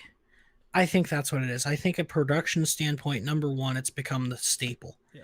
Everybody does it, so it's now the pinnacle. It's now the focal point. Everybody has to film in night vision, infrared, and use Connect, the Xbox Connect. Because one guy does it on a television show, now everybody has to do it. It definitely adds that spook factor. It definitely adds that fear of the dark factor. I always thought that I always thought that doing a paranormal investigation in what Eddie calls lights out is less about the investigation and more about the fact that it's just spooky. I call it the Hollywood effect. Yeah. Um. Yeah. Yeah, I would agree with that. But would you, if now, Dylan, you don't watch any shows. Rick, do you watch ghost shows? Watch what? Any type of ghost television? These ghost hunter shows and stuff. I think the only one that I ever watched just for the entertainment value of itself would be Paranormal 911. Okay. I'm just curious if people would be less interested in watching a show that was filmed in daytime light. Yeah, I mean it's not something you see a lot, and when you do see it, it's like a place where light like can't get into anyway. I can only see it improving your odds of capturing something quality. I would agree, especially like shadows. Right. But Yeah, there that's again, a good point too, because I every show that I've seen as far as these paranormal shows, we're in darkness. I mean, I don't. I'm like you. I'm not 100% sure why everything has to be in the dark. Maybe we changed the norm, guys. yeah. Yeah, let's Jerry's in here. He has a small book for me. Thanks, Jerry. Well, besides the calendar days are all jacked up, is there are people that say that certain days are more prone to activities than other days. And I think that's a bunch of malarkey, as well as because the calendar days and times are set by man and they have been screwed with. Um, my, whoa, Jesus, people, when, my mate, wait, okay, now I lost my space. Oh boy. And they have been screwed with by man. There was a point, I believe, in the 1700s where 11 days had to be skipped to let the calendar catch back up to the right time. Uh, Irma says that she agrees with you, Rick. Sue says she agrees with you, Landon. Jerry responds by just saying that he apologizes if his comments are a little off. He's doing the voice to text while he's cleaning his garage. Jason Alexander says the only reason that people hunt in the dark is to bring up the entertainment value. I have started doing lights on investigation. Jerry says the masses are going to accept a show like that because they do it for the shock value. Sue says I think it's because it's harder to do tricks in the light of day. I think there's a good Landon. part of what Sue says is true right Yeah, there. I think it's one of those things like okay, I'm someone who smokes. This is something that's been brought up on the show a lot. Me smoking, I've used it a lot as a prop. If I'm on an investigation and there's a camera and I'm smoking and I'm just blowing smoke into that camera, if it's dark, it's really easy for someone to say, our camera in this dark shadow picked up a ghostly figure moving across the screen. If you look at the bottom left corner of your screen, you'll see a ghostly figure move. Realistically, if the light was on, you would see it's just me puffing smoke like a madman. Right. I think that there is a lot of that kind of trick factor to it. And I, I think it's also like you can cover up accidents in the dark better than you can in the day. right. I believe there's an area of opportunity there for somebody who doesn't want to film that way. Yeah. You know, I would agree and with that. here's another interesting point too, which I talk about. I would still probably want to film it during the nighttime because of less people and audio and contamination and stuff, but do it with daytime lights. But if not, and you were in a situation like they're at in the middle of nowhere, it doesn't really matter anyway. You could probably get locations way cheaper by renting them out during the day when nobody else really wants them. So Yeah. there's a lot of advantages to it, in my opinion, Yeah. that I guess people need to start looking into. Maybe it's all just a conspiracy, man, planned by the paranormal places to investigate, man. They want you to go at night so they can charge you more money, man. I'm sure there's at least one person that has that theory in the world. Oh yeah. But like it's I a know there's plot. one place that I went to one time. It was a jail. One place I would love to go would be Ohio State Penitentiary. There's going to be something happening during the day and at night also because I don't think those guys ever get out of there. Yeah. Um that prisons are interesting. Like I think if you ask most investigators where their dream place to investigate is, like if you said name a top 5 list, I think a prison would show up on everybody's list at least once. Yep. Right. Um, Really quick though, we have some comments here. Darren Wedlock says, "I actually think there is some truth. Paranormal act. Sorry guys, I'm getting tired here. With paranormal activity increasing during the solar storms, something to do with the effect on the magnetic field of the Earth. Once again, way above my pay grade and understanding. Sue Montague, aw Dylan, is that why you're so talkative? Sue, if I didn't talk during this show, we just wouldn't have a show." Like, what do you want from me, Sue? Jerry says, give me Tatiana Cigar, and I will come up with more paranormal activity than anyone has ever seen. And Jerry says, old castle jails. Yeah, I mean, I think that jails and prisons would be on everybody's list. I know, like, to me, I mean, I hate to be that basic white boy, but the pinnacle's Alcatraz. I think everybody wants to see Alcatraz. Um, Eh. Shout out to Newbie Dooby Doo here on YouTube over here on my end. They're saying come to Alaska where there's only 3 hours of daylight during winter. So if you want to film during at night with night, there you go. Good point. um, Irma says, I feel more during the day than I do at night. Sue says, ha ha ha. Sonia says, don't call her hon anymore. Ha ha ha. Just kidding. Sonia, I appreciate you taking my side on this. This is why you're sweetheart. This is why. Because that's respect right there of the host of the programming. That's an interest. I brought up an interesting hypothetical there. I'll say 3. There are 3 locations that you have to pick to investigate. You can only pick 3. What are they? Rick, we'll start with you. What are your 3 locations? I already know what your number 1 is. Okay, I'm going to say my number one would probably be prisons. My second one would be Gettysburg. No, you're talking specifics here, Ye- huh? Yeah, I'm talking specific, like the 3 specific locations. Number 1 is the place that you want to go more than any other place. Number 2, it's in the middle, and number 3 is but 3 places where you want to go and investigate, specific places. Gettysburg, Okay. um, Western State or Ohio State Prison, Okay. and probably number three would be actually the Isle of Dolls. See, this asshole. This is the problem, Landon. This asshole is forgetting that he would love his number 1 isn't Gettysburg. His number 1 is really the Skinwalker Ranch. Mm-hmm. See, I already know. It's a good one to have on your list. Landon, what are your 3? My 3, because the way you're proposing this question, there's places that I haven't been. So I'm going to go with places I haven't been. I mean, it can be a place that you've been if you just want to invest. I don't care. I would say I would want to go to the White House. I would want to go to Guantanamo Bay. And I would want to go to probably the damn, I forget the official name of it, but the tunnels overseas. What the hell's the name of those? They're very, very popular. Catacombs. The catacombs. That's it. Yeah. Is everyone ready for my 3? Go for it. Oh, he cuts out. Perfect timing. We have lost Dylan here. Okay. We lost Dylan.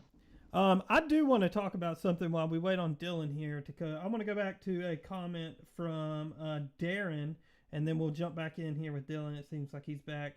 He was talking about earlier if we think there's any truth to increasing paranormal activity during solar storms. And I do want to touch on that because that's something that Jerry and I have tracked when we go and do our investigations. We always, mark down what the magnetic, what is it? It's solar storms. The solar storm, what field the solar storm's in. And I would say to you that Jason, that there is something to it. We tend to find that when we're in a strong storm that there is more activity. But it's one of those things that it's hard to test unless you're investigating the same place over and over over the course of different storms and non-storm times. So. I would have to say also, I found that investigating during thunderstorms, during lightning storms and things like that, I found activity way higher. Right. Dylan, where were you at on that? I know you wanted to tell us where you wanted to go. On the storms thing or on my 3 locations? On your 3 locations. Oh, okay. Okay. Number 1, everybody. The location above all, Amityville. Even if it's not haunted, I'd want to go. I have an attachment to that place. It's one of the few places I can say that in the paranormal. Number 2. All right. West Virginia, the old West Virginia State Penitentiary. Number 3. This is the historical guy in me. The beaches of Normandy. Yeah. Oh, wow. West Virginia State Penitentiary would have been on my list, but I've been there, so I can't.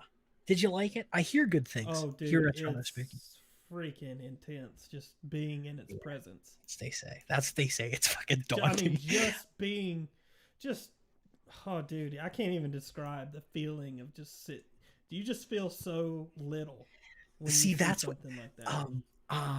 My parents so useless and so minuscule. My parents went with a tour group, and I don't know if they still do the tour group or not. But I guess the people there, the tour guides were very careful, with what they would allow the guests to do. You couldn't go into a cell by yourself. Where was this? This was West Virginia State. Oh, the old penitentiary. They changed it now, dude, because they let us Is it go different? wild. I mean, yeah, they there were very it was very strict policy. Well, And we also had the tour guide. I don't know if you know the dude Ryan from Tax. from shit. What's the name of it? Steve Hummel's group. Um, damn, I can't think of it. They work with Kristen a lot out of the Bel Air house. I wouldn't know. Anyway. I would have no answer to that. I'll think of the name, but he was our Yeah. tour guide. He's a paranormal guy, so when he just let us go, and we didn't even have a tour guide with us. We could go anywhere.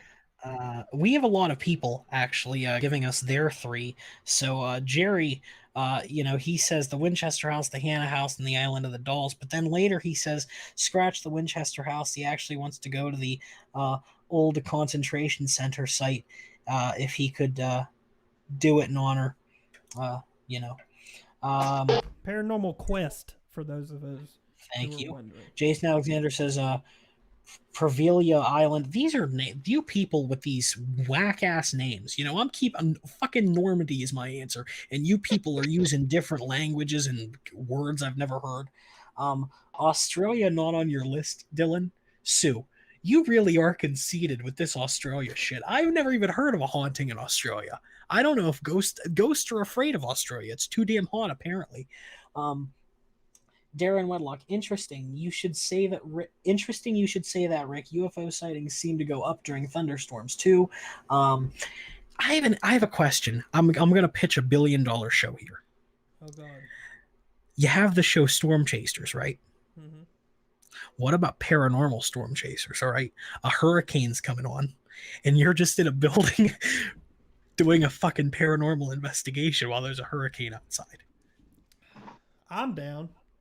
I'm telling you, $1 billion idea. Someone better take that. I want 10%.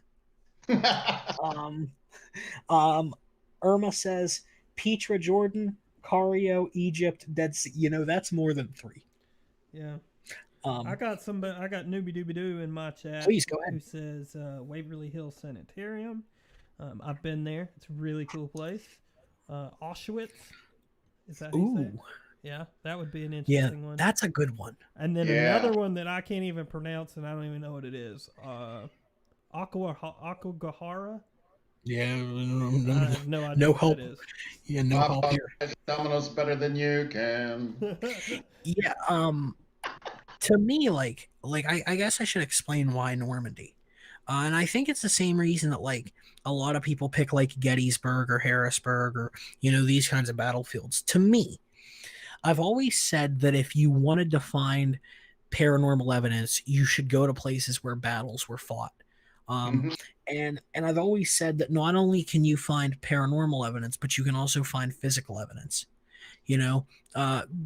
Unfortunately, with modern day battles, you do run the risk of stepping on a landmine or digging up a landmine or blowing up in some fashion, but you can find some cool shit in some of those old battlefields. Swords are buried and horse bones and people bones and hats. It's great. Yeah, it's great till you pull one of them bones out and see what happens. Yeah. Okay. All right. Jesus. Okay. We have a lot of that. This chat's going so fast now. Sue says, or Jerry says first, Ghost and Crocs don't mix. Sue says, Australia is the best damn country in the world. I'll be quiet for a while now. Oh, praise the Lord. My prayers have been answered. I love you, Sue.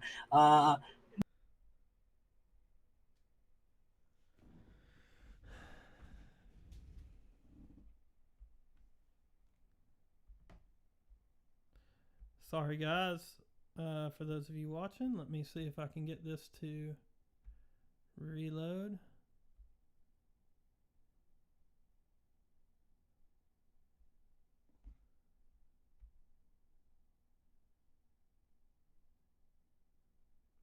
A different ship. There we go. I think it's a different ship. I've never heard of that. I've never heard of that ship. This is my first time hearing about it. Queen Anne and Queen Mary are 2 different ships. Okay, so yeah, that's interesting. I guess you hear more about the Queen Mary than the Queen Anne, or maybe you don't. I'm just stupid. Yeah, I get that's kind of That's kind of an interesting hypothetical. I came up with a good hypothetical. That's a good bit, everybody. What's the Um, hypothetical? I must have missed that. no, it was the three places that you would want to go. Oh yeah, yeah, You yeah, know, to yeah. Darren Wedlock says, "What Oh, about the Bridgewater Triangle? Ghosts, Bigfoot, dogmen, little people, UFOs. It got it all." Is the Bridgewater Triangle like the Bermuda Triangle? Is he trying to say similar. Bermuda? And No, he's not saying the Bermuda Triangle. There's a lot of triangles throughout the world. yeah, Um, um, and that's one of them. I don't know. yeah, I don't know them all. That's interesting though. Okay, so they have ghosts, Bigfoot, dogmen, little people, UFOs. Yeah, my friend Cheryl Carter. Not to bring it back to her, but she wrote a book on mysterious triangles from around the U.S. and around us, and it covers a lot of those. There's definitely some crazy stories in those. Yeah. Did want to go back here to this chat. It says the one that I couldn't pronounce was the Japanese suicide forest, which I Oh, find to be see, a really cool the answer. the thing with that is, I think it's illegal to film there. Oh, probably. I don't think you can film there. We have some more. Okay, so Sheila's saying that the Queen Anne is newer. Jerry is saying I can tell you guys sit and spend a lot of time on Yorktown, right there in the area where the deck was penetrated by a bomb from the dive bomber, and some of Gosh maybe 20 guys were killed. That area of the ship was off the chain. Sue says, "What about the Marine Chestel?" Marie Celeste. Marie Celeste. Yeah, sure. I don't know what that is either. Is that a boat too? Everybody with boats. No clue. Yeah, Yeah, Jerry well, did the Yorktown, which was a ship that got blew up by a dive bomber. That's what he's talking about. yeah. Yeah, that I see. That's to me, it's like historical places are more interesting than just some fucking place. You know, Right. like the Alamo, like those assholes in Texas. Do you realize how jealous I am that they're investigating 2 blocks away from the Alamo? I need to Yeah. get them into the. We need to get into the Alamo. We need to investigate the fucking Alamo. Yeah. Speaking of these I'd like people, to. oh, go I ahead, like Rick. the two investigations I'd like to do. I'd like to go back up to Wounded Knee or Custer's Last Stand or Oh, someplace okay. like that. That's right. Yeah, I knew the name Wounded Knee, and I was wondering how. Yeah, that was where the war was. Yeah, pretty much switched directions. So that's a good one. Yeah. That's a Gettysburg good. was cool. Have you been to Gettysburg, Dylan? No, I've never been. I know I'm from Pennsylvania. I've never been to Gettysburg. Yeah, it's definitely a cool place. I went The like furthest 2 years ago. the furthest I've been out that part of the state is Harrisburg. I haven't been. I didn't get the opportunity to go to Gettysburg. Um, I'm sure I'll get there at some point. You know. Um, Hey, well, you need to come out to Ohio when I go up there, and I got a speech I have to do in next month. You need to come out. oh, there. what's happening in October, or what's happening? What's the speech? The Um, convention? Yeah, convention. Let me pull up the dates to be. Yeah, So it's listen, called they're probably only running at 50% capacity. You're going to be talking to 5 people. I'm all right with that. Yeah. It's called the 2020 Grave City Haunted Relic Expo, and it is July 18th. And myself and Aaron Shriver are going to be doing a speech on research in the paranormal and how important it is and different methods you can use. I could get behind that. That's what I'm saying. Good plug. Come on Solid down. plug. Listen, Lana, we've been over this. I don't drive, you know. What am I going to do? Hire an Uber? We can make it happen, dude. Yeah, I we'll can come talk a day about it. early and just pick you up. We'll talk about it. Get you to the Sonia, Bel Air house. Screaming Tunnel in Niagara Falls got an intense activity. What the fuck are these places I've never heard of? You people are bringing up shit that I have never even begun to understand. Jerry says the Alamo would be very difficult to investigate with the audio simply because it's located in downtown San Antonio. I agree with that, but I feel like San Antonio at night, at least from what we saw 2 or 3 weeks ago on the other live investigation, it wasn't too loud. It wasn't nearly as loud as I thought it would be in a major city. We have Irma. She says, I'm one of those assholes. I'm right between San Antonio and Jordanton. Sue says, Dylan, they found the Marie Celestes just drifting. All the passengers and crew were nowhere to be found. Fuck that. I already That's don't want to be found. creepy. Yeah. Fuck that. They probably ate each other. You know what? Here, Sue, I'll solve this for you, okay? They ate each other. And the last member went crazy and he thought, I'm never going to reach land again. I might as well just try to swim. Or he was like, fuck it, I'm going to let the sharks eat me because I'm starving. I ate my entire crew and I'm hungry. There's no meat left. There you go. Solved. Um, Darren Wedlock, does Rick have any knowledge on the Native American beliefs of little people? Kind of like Bigfoot, but on a really tiny scale. I think he's talking about like you know, Goblins? the hellier type Tommy knocker type creatures. Rick? No, Thoughts? I don't. Uh-uh. No, Rick has no thoughts. Boy, thanks, Rick. Really helping me burn time here. Never heard of it. Well, you know, that's interesting. You've never heard of like Tommy knockers? I've heard of Tommy knockers, yeah. See, Never it's heard of that as far as on what he was talking about Native American. I think he just wanted to know if there was any validity, like if the Native Americans had any thoughts. I don't think it was like that he was telling you that the Native Americans have thoughts. I think he was just asking you if you knew of any, you know, tribes that believe in the little folks. Sharks, shrunken heads, question mark. I don't know what you're asking me about shrunken heads, but that's a whole voodoo thing that I don't know if I'm smart enough to get into. Um, Shrunken heads, everybody? Anyone? Opinions? Thoughts? No, I don't really know much Yeah, about it. yeah, man. I thought it was just like a It's decoration. Listen, this is it is 12:30 here. I have 30 minutes before I have to end and restart the stream. I think that's 4 hours, right? Yeah, yeah. Yeah. You're at almost exactly 30 minutes. We got to stop. Yeah, so basically 30 minutes, guys. I gotta stop and restart, and you'll be able to just come right back. And but yeah. So I'm surprised you haven't heard of it, Dylan. Yeah, I'm kind of surprised too, because that sounds like something that's up my alley. That just sounds like something I would know. This Marie Celeste. Um, yeah. So I guess fuck it. We might as well. It's paranormal.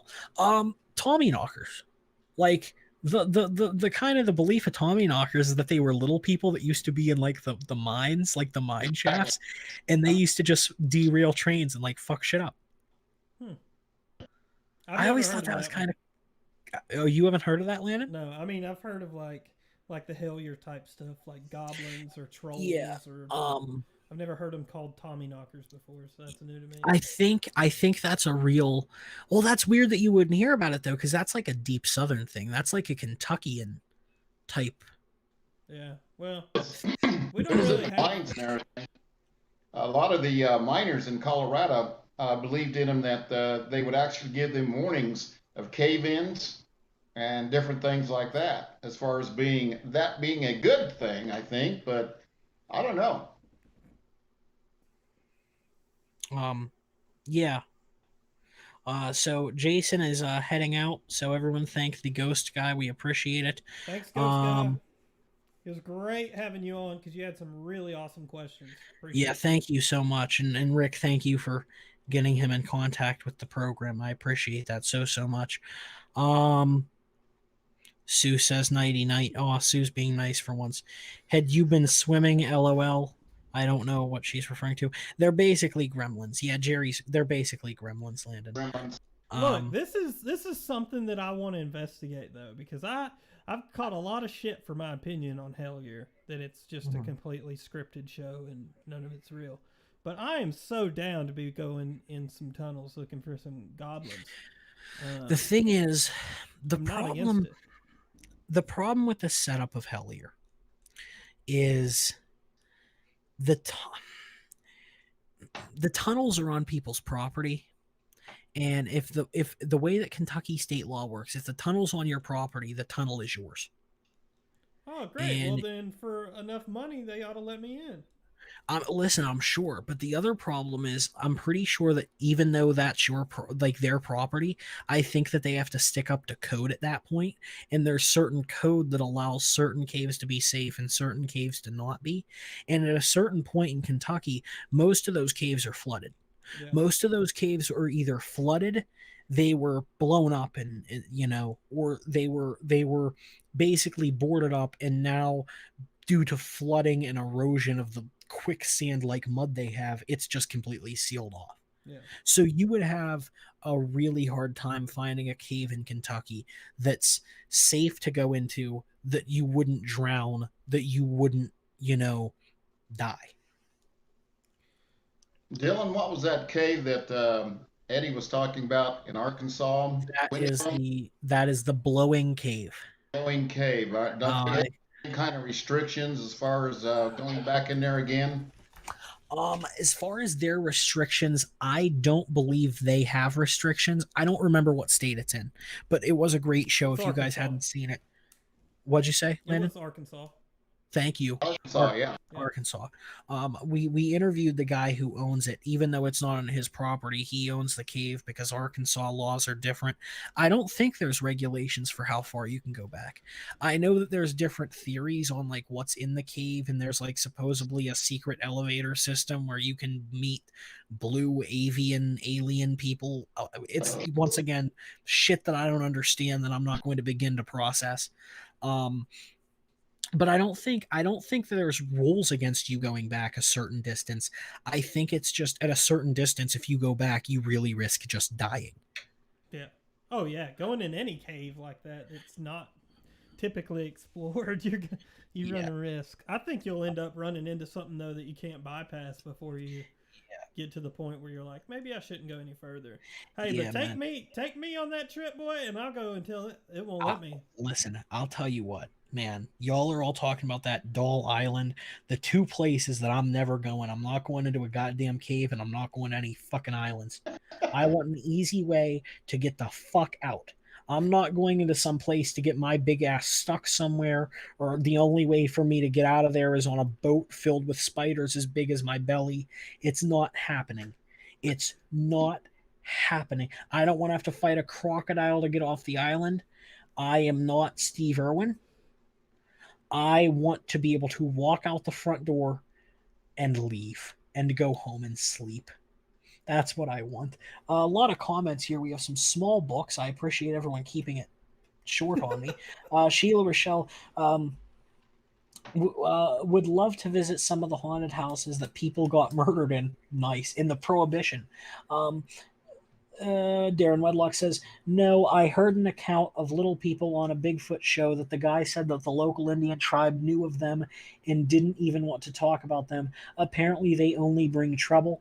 Okay, the more you know. Rick, you can ask your Native American friends about little people at the next Yes. gathering that's, I guess, allowed, that kind of talk. Jerry says a lot of them are a part of the Mammoth Cave system. That's a whole different horse. Yeah, the Mammoth Cave system is another thing that I tried to learn about, and it just confuses my brain. Sheila Rochelle again. And Rick, there are a lot of mines here in Colorado that are haunted. There's also one of the tunnels here in Colorado Springs that is permanently closed down from being haunted. Jerry says, you want to be careful in caves because I still can't go through an airport metal detector without setting it off because I had a bad cave experience. I got drunk on a bottle of tequila waiting on the EMTs, and I think that they treated me rather rough on the way because I laughed at him. Jesus, Jerry. Fucking Christ. Jerry just told us the best story I've heard on this show ever. That was good. That was He's like that step in real back away person from the too. pipe. Doing a show with Jerry, because I was only able to do the one because Jerry doesn't do shows often. Doing the show with Jerry was just so fun because Jerry's just such a fun guy. He just laughs about everything. He's like, oh, I've died 3 times, fucking hardy har har, and I'm sitting there like horrified. And Landon's laughing, and I'm like, what the fuck? Y'all are some sick bastards. He's the same way in person. You just have to reel him in sometimes because he'll Yeah, keep going. he's great, man. I think we got him. I think we got him hook, line, and sinker. He usually So- doesn't listen long, so I'm impressed that his old Yeah, ass is man, up. I know, because normally he's in for like 5 minutes and he's like, "Oh, guys, I gotta go to sleep." But Jerry, man, fucking way to go, Jerry. Sue says, "Unfortunately, Dylan, it was a stingray that got Steve Irwin the day Australia cried." Oh, for Christ's sake, is that a song now, Sue? You're gonna go write the day Australia cried or died or whatever, like the day the music died. You know, That's hilarious. I could do a really fucked up parody, but now is not the time nor the place. Um, yes, it was a fucking stingray, but he was the crocodile hunter. Okay, that's why he was brought. He was the crocodile hunter. I don't want to have to fight a crocodile. I wouldn't have to. I wouldn't want to fight a stingray either, but a crocodile. Hence the name Crocodile Hunter. Oh boy. Well, everybody, go ahead. I have newbie dooby doo topics Yes. diving into this YouTube chat here, and Fantastic. they're clearing up the shrunken head thing. So the practice of preparing shrunken heads originally had religious significance. Shrinking the head of an enemy was believed to harness the spirit of that enemy and compel him to serve the shrinker. What the fuck? Yeah, so I did not know that, but that sounds probably accurate. What religion is this? I don't know. Newbie Dooby Doo, if that's your name, if you could like, just tell me what religion. Yeah, I don't. it's probably some like wacky. It's And that voodoo? Yeah. it sounds like voodoo. No, I'm gonna stay the fuck away from wherever that is. Jesus Christ! Yeah. Shrink This your is head. why I stay Listen, home, that's people. that's terrifying. They shrink your head because they believe that you will then fight for them. Yeah, it Oh believes my that you God. harness the spirit of that enemy and will compel you to serve them. So they have like their own spiritual armies fight. Wow, that's wild. Yeah, imagine having like a room full of shrunken heads and you think that you own their spirits, basically. You think that all these spirits are gonna defend you? Listen, all I'm saying is, what if one dude goes to battle with like 300 dudes and he just kills them all? That would give validity to the shrunken head theory, man. I'd be hook, line, and sinker. The one dude's the greatest fighter the world's ever seen. Put him in the octagon. I'm getting a visual of the Men in Black, Yeah. that movie with the Men in Black, yeah. Yeah, Tommy Lee Jones, Will Smith, great Yeah. program. Jerry says, I think it's based on an African tribe religion which got translated to voodoo. Is that like Santeria? That's Cuban, isn't it? Isn't that like? Yeah. See, these are a lot. This is my thing. Like, I don't, religion isn't my bag. I think we've talked about that on it enough today for the fucking year, actually. But man, It's she. I want to say she, but I don't know. It's just newbie dooby doo. Yep. Says that head Newbie shrinking dooby doo. was or has only been documented in the northwest region of the Amazon rainforest. Yep. Not going to the Amazon rainforest. Sonia Barber sounds like a guy who got shrunken head by an African witch in Beetlejuice. Right. That is a reference right there. Newbie touched that too and said the only thing they really know much about him is that it was in Harry Potter and Beetlejuice. So What the fuck? Javorian, Jivaroan people. Yeah, Irma typed the same thing. Javorian, they're from Peru. Oh. Fuck this, man. I don't want to go to any of these places. Yeah, I don't. Hey, good luck, peeps. I'm walking away from that. I think I don't. Okay, so I have like 10 minutes, 20 minutes. Okay, I have 20 minutes until I have to restart. Great. Yeah, and just so you know, Rick, when the stream ends, it's automatically going to kick you out. You can just rejoin the same link if you're interested. If not, Probably am going to go to my TP. you can do that. I see. Listen, I see you over there nodding off. I see those heavy eyes. Oh, he's got It's going. It's happening. I know. You can't, are you gonna hang out the last 20 minutes, or are you gonna leave now, Oh, yeah, big I'll bitch? hang the last 20. And All right. I'm going to pull a flap on a teepee at midnight here. Pull the flap. See, if I said that, it's racist. Oh, Yeah, I can't say that. I don't think I'm allowed. Um, so we have southern Peru and southern Ecuador. Look, either That way, I don't care if it's in my backyard. I don't want nothing to do with that damn shit. Yeah, that's like I don't even want to be talking about this. I don't want to I don't know what they're thinking. Like, listen, I don't believe in the spiritual shit, but I'm certainly not going to take the Look, risk. let me propose this to you before we lose Rick, because him being a spiritual guy, he might have Go some ahead. insight into this. Go I'm ahead. curious because I really want to test the limits of this spiritualness, of this, you know, demons or ghosts or whatever you want to call them, right? Mhm. What is the most intense, fucked up experiment that we could do to put somebody through in order to try to figure out if any of that's real? Like, is there a specific ritual that you would do with a person? Or, you see what I'm saying? Like, what's the extreme, the most extreme example that someone could do to try and prove any of this? I have one. Bring it to me. All right. And I'm curious for people in the chat too. What So- could you do? For those of you, oh, you just said, oh, you're lucky I can't make a joke, and you know exactly what I'm talking about.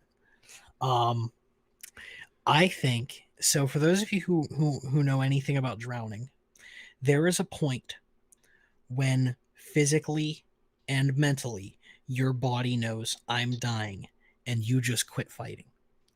If you could somehow get a person to that point and bring them back up, but give them the illusion that they're still drowning, that would be the point in time to harness that short time in between death and where your body says, I give up. I challenge a better answer. Fuck all you people. This is why I'm a What would genius. that prove? What'd you say? What would that prove, though? I think it would open the door to if there's something paranormal, or to if there's something paranormal or spiritual out there. Because at that point, you have to understand, at that point, it's believed that that's when people make their decision to go into the hands of God, arms of God, whatever, or they go to hell. It's that point in time when people say that when you drown, your body decides to stop fighting, and spiritually you're taken over. That's what the claims are, anyway.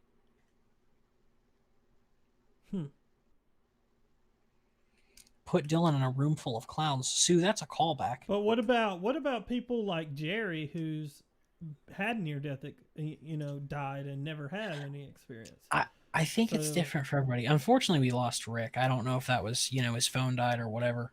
But Rick, we thank you for doing the program with us. I think that, like, it's not everybody. I think that some people just aren't as spiritual as others. I think some people, like, their spirituality isn't as open as others. And I think some people, create kind of, oh, there's Rick's back. I think some people kind of create that image for themselves, because they don't want to believe there's darkness. But go ahead, Rick, answer that question before you go and get off and die. Run that by me again, Guy, please. Go ahead, Landon. Yeah, I'm curious as to, there's a lot of things. Let's use an example, okay? Like, people say that when you use a Ouija board, you're summoning demons and stuff like that. There's all sorts of different claims. But what is the most extreme example that someone could do in order to trigger some type of experience? Whether that's what happens when you die or just paranormal. Like, I'm thinking, like, what could a person physically do? Could I potentially bring myself to the point of death and back? Sure. It's probably not smart, but I could probably do that. I don't necessarily agree with maybe that's not the right way. But could you go through some sort of a ritual?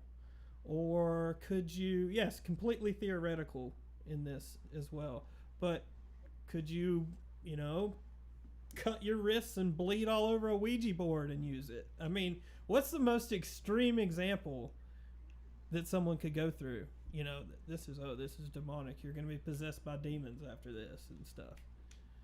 I would probably have to say the most thing I could ever think of would probably be if you walked into a satanic ritual and actually gave your soul up, because that is something that happens in the rituals, that you're giving yourself to that being, so to speak. You see what I'm saying? Mm-hmm. And that reality of what is happening at that time becomes yours, and you have to live with it when you come back. Yeah, that's probably a good one. Um, we have some real quick comments. I apologize, everybody. I'm getting bogged down here. Um, Don't give up on me, pansy ass. listen, I'm not giving up on you. We still got. Oh, Rick, what are Get you a laughing drink at, and suck it princess? up. I know, and I'm going to bed, guys. Hell. No, where? All right, we have some fun. Jerry says, in all seriousness, uh, that may explain why I didn't have any experiences because I didn't give up fighting. See that, and that's what I'm saying. I think a lot of people, there's an image that they create in their head because they give up. I think when you're at that point, when your body, like when you're drowning, when your body physically and mentally knows you are going to die, I think there is something there. I really do. If there's something in the spiritual realm, that is where it would be harnessed, and there's no way to track that unless I, you could. I can tell you on my own experience with my NDE, if you want to call it that. When I went in for my open heart surgery, I literally left my body and was up on the ceiling looking down, just like the guy that was in the comments talked about. I literally saw them working on my body. I can tell you what color the nurse's pants were. I can tell you what color, I mean, what they were doing, everything. And it didn't seem like it was that long before it was, I was drawn back into my body. But that reality and this reality was totally, totally different. That world that I walked into when I was looking at myself being operated on that operating table was totally different than the reality of what we're doing right now. Interesting. I would love to read our chats, but we are no longer in a PG realm, so I have to. Rick, as much as I would love to tell you that people weren't talking about very dirty things while you were telling us about dying, it is highly inappropriate. I feel uncomfortable and I need to stop. I'm hoping to God that I'm I'm hoping to God that in 10 minutes when we restart the We get a show, whole new audience. I, I hope I hope that everybody decides to go to sleep. That's what I hope happens because boy, did we just take a turn I was not expecting to take. Um, we have a good one though. Sue says, "Go to sleep, princess," referring to you, Rick. Um, Thank you, Sue. Irma says that she did the same thing during her surgery. As far as the ceiling looked, she looked down upon herself. Um, That's common. I've heard that a Sue lot. Sue asks if you were looking up the nurse's dresses. Jesus, you people are fucking heartless. And I'm the asshole, Sue. You're talking about a dead man and you're making him out to be some kind of pervert. Oh, Jesus. Oh, no. Jerry was This doing that. You're going to end up on Pornhub. I want you to know that. Jesus Christ! What the fuck? Demonetized. We're gonna get this taken down. I don't know. I don't know what the rules are anymore. I'm getting a Sonia says, community strike for this one for sure. "Yeah, are we gonna get community strike?" Sonia says that won't happen. LOL. Sonia, I'm surprised you're still up, being that you're a pretty active person in the day. I'm surprised that you're still with us. Sue says, "No, Dylan, I'll probably stay. Aren't you happy?" And sweet dreams, Rick. I'm always excited to have you on my programming, Sue. Well, You're just to say before I go, hey, it's been a pleasure talking with you, Landon, talking with you, Dylan, and everybody else. And I always enjoy being with you guys. And have a good show from here on out. And let me know what happened. Yeah, hopefully we get to know what happened. Right. You don't, If we're on you the know. back burner here. Just Yeah, I mean, listen, freeballing. I would love to tell everybody that I was preparing for it to be like this, but if you thought I was preparing to talk this much, you were on some fucking drugs. I didn't see this coming at all. I didn't either. Listen, I have to give them credit that I know that they're all busy, and I don't want anyone to think that that's me having like ill will towards the group. It's just, man, I wasn't expecting that we were gonna have 2 5-minute appearances, and I was gonna fill 4 hours of time. Right. But that's why I appreciate the fact that I have Landon and you on, Rick, because like if you guys weren't here, I'm fucked. Yeah, you're kind of screwed. Yeah, Rick, it was great having you on, man. I always love talking with y'all too, so I appreciate it. Honestly, I love the different viewpoints and insight. It was great. Jerry says, I have to admit that the nurse was working on me during my first one. Oh boy, she had a tremendous bootay. Patootie. He says patootie. Sorry. Sonia says, I like how she's a sweetheart to Rick, but an ass to you, Dylan. And B. Michael says, hey, everybody's coming on late. Now we have to start. Yeah, we got to start over. He says, y'all are amazing. Well, thank you so much. I guess, I'm not, okay, this is what we're going to do. I'm going to end this now, everyone. We're going to take a 5-minute break. Myself and Landon are going to come back. We will be back at midnight my time. That's 5 minutes from right now. All right, everybody. See you guys then. Love you all. Good night, guys. Night, Rick. Hold on, let me in.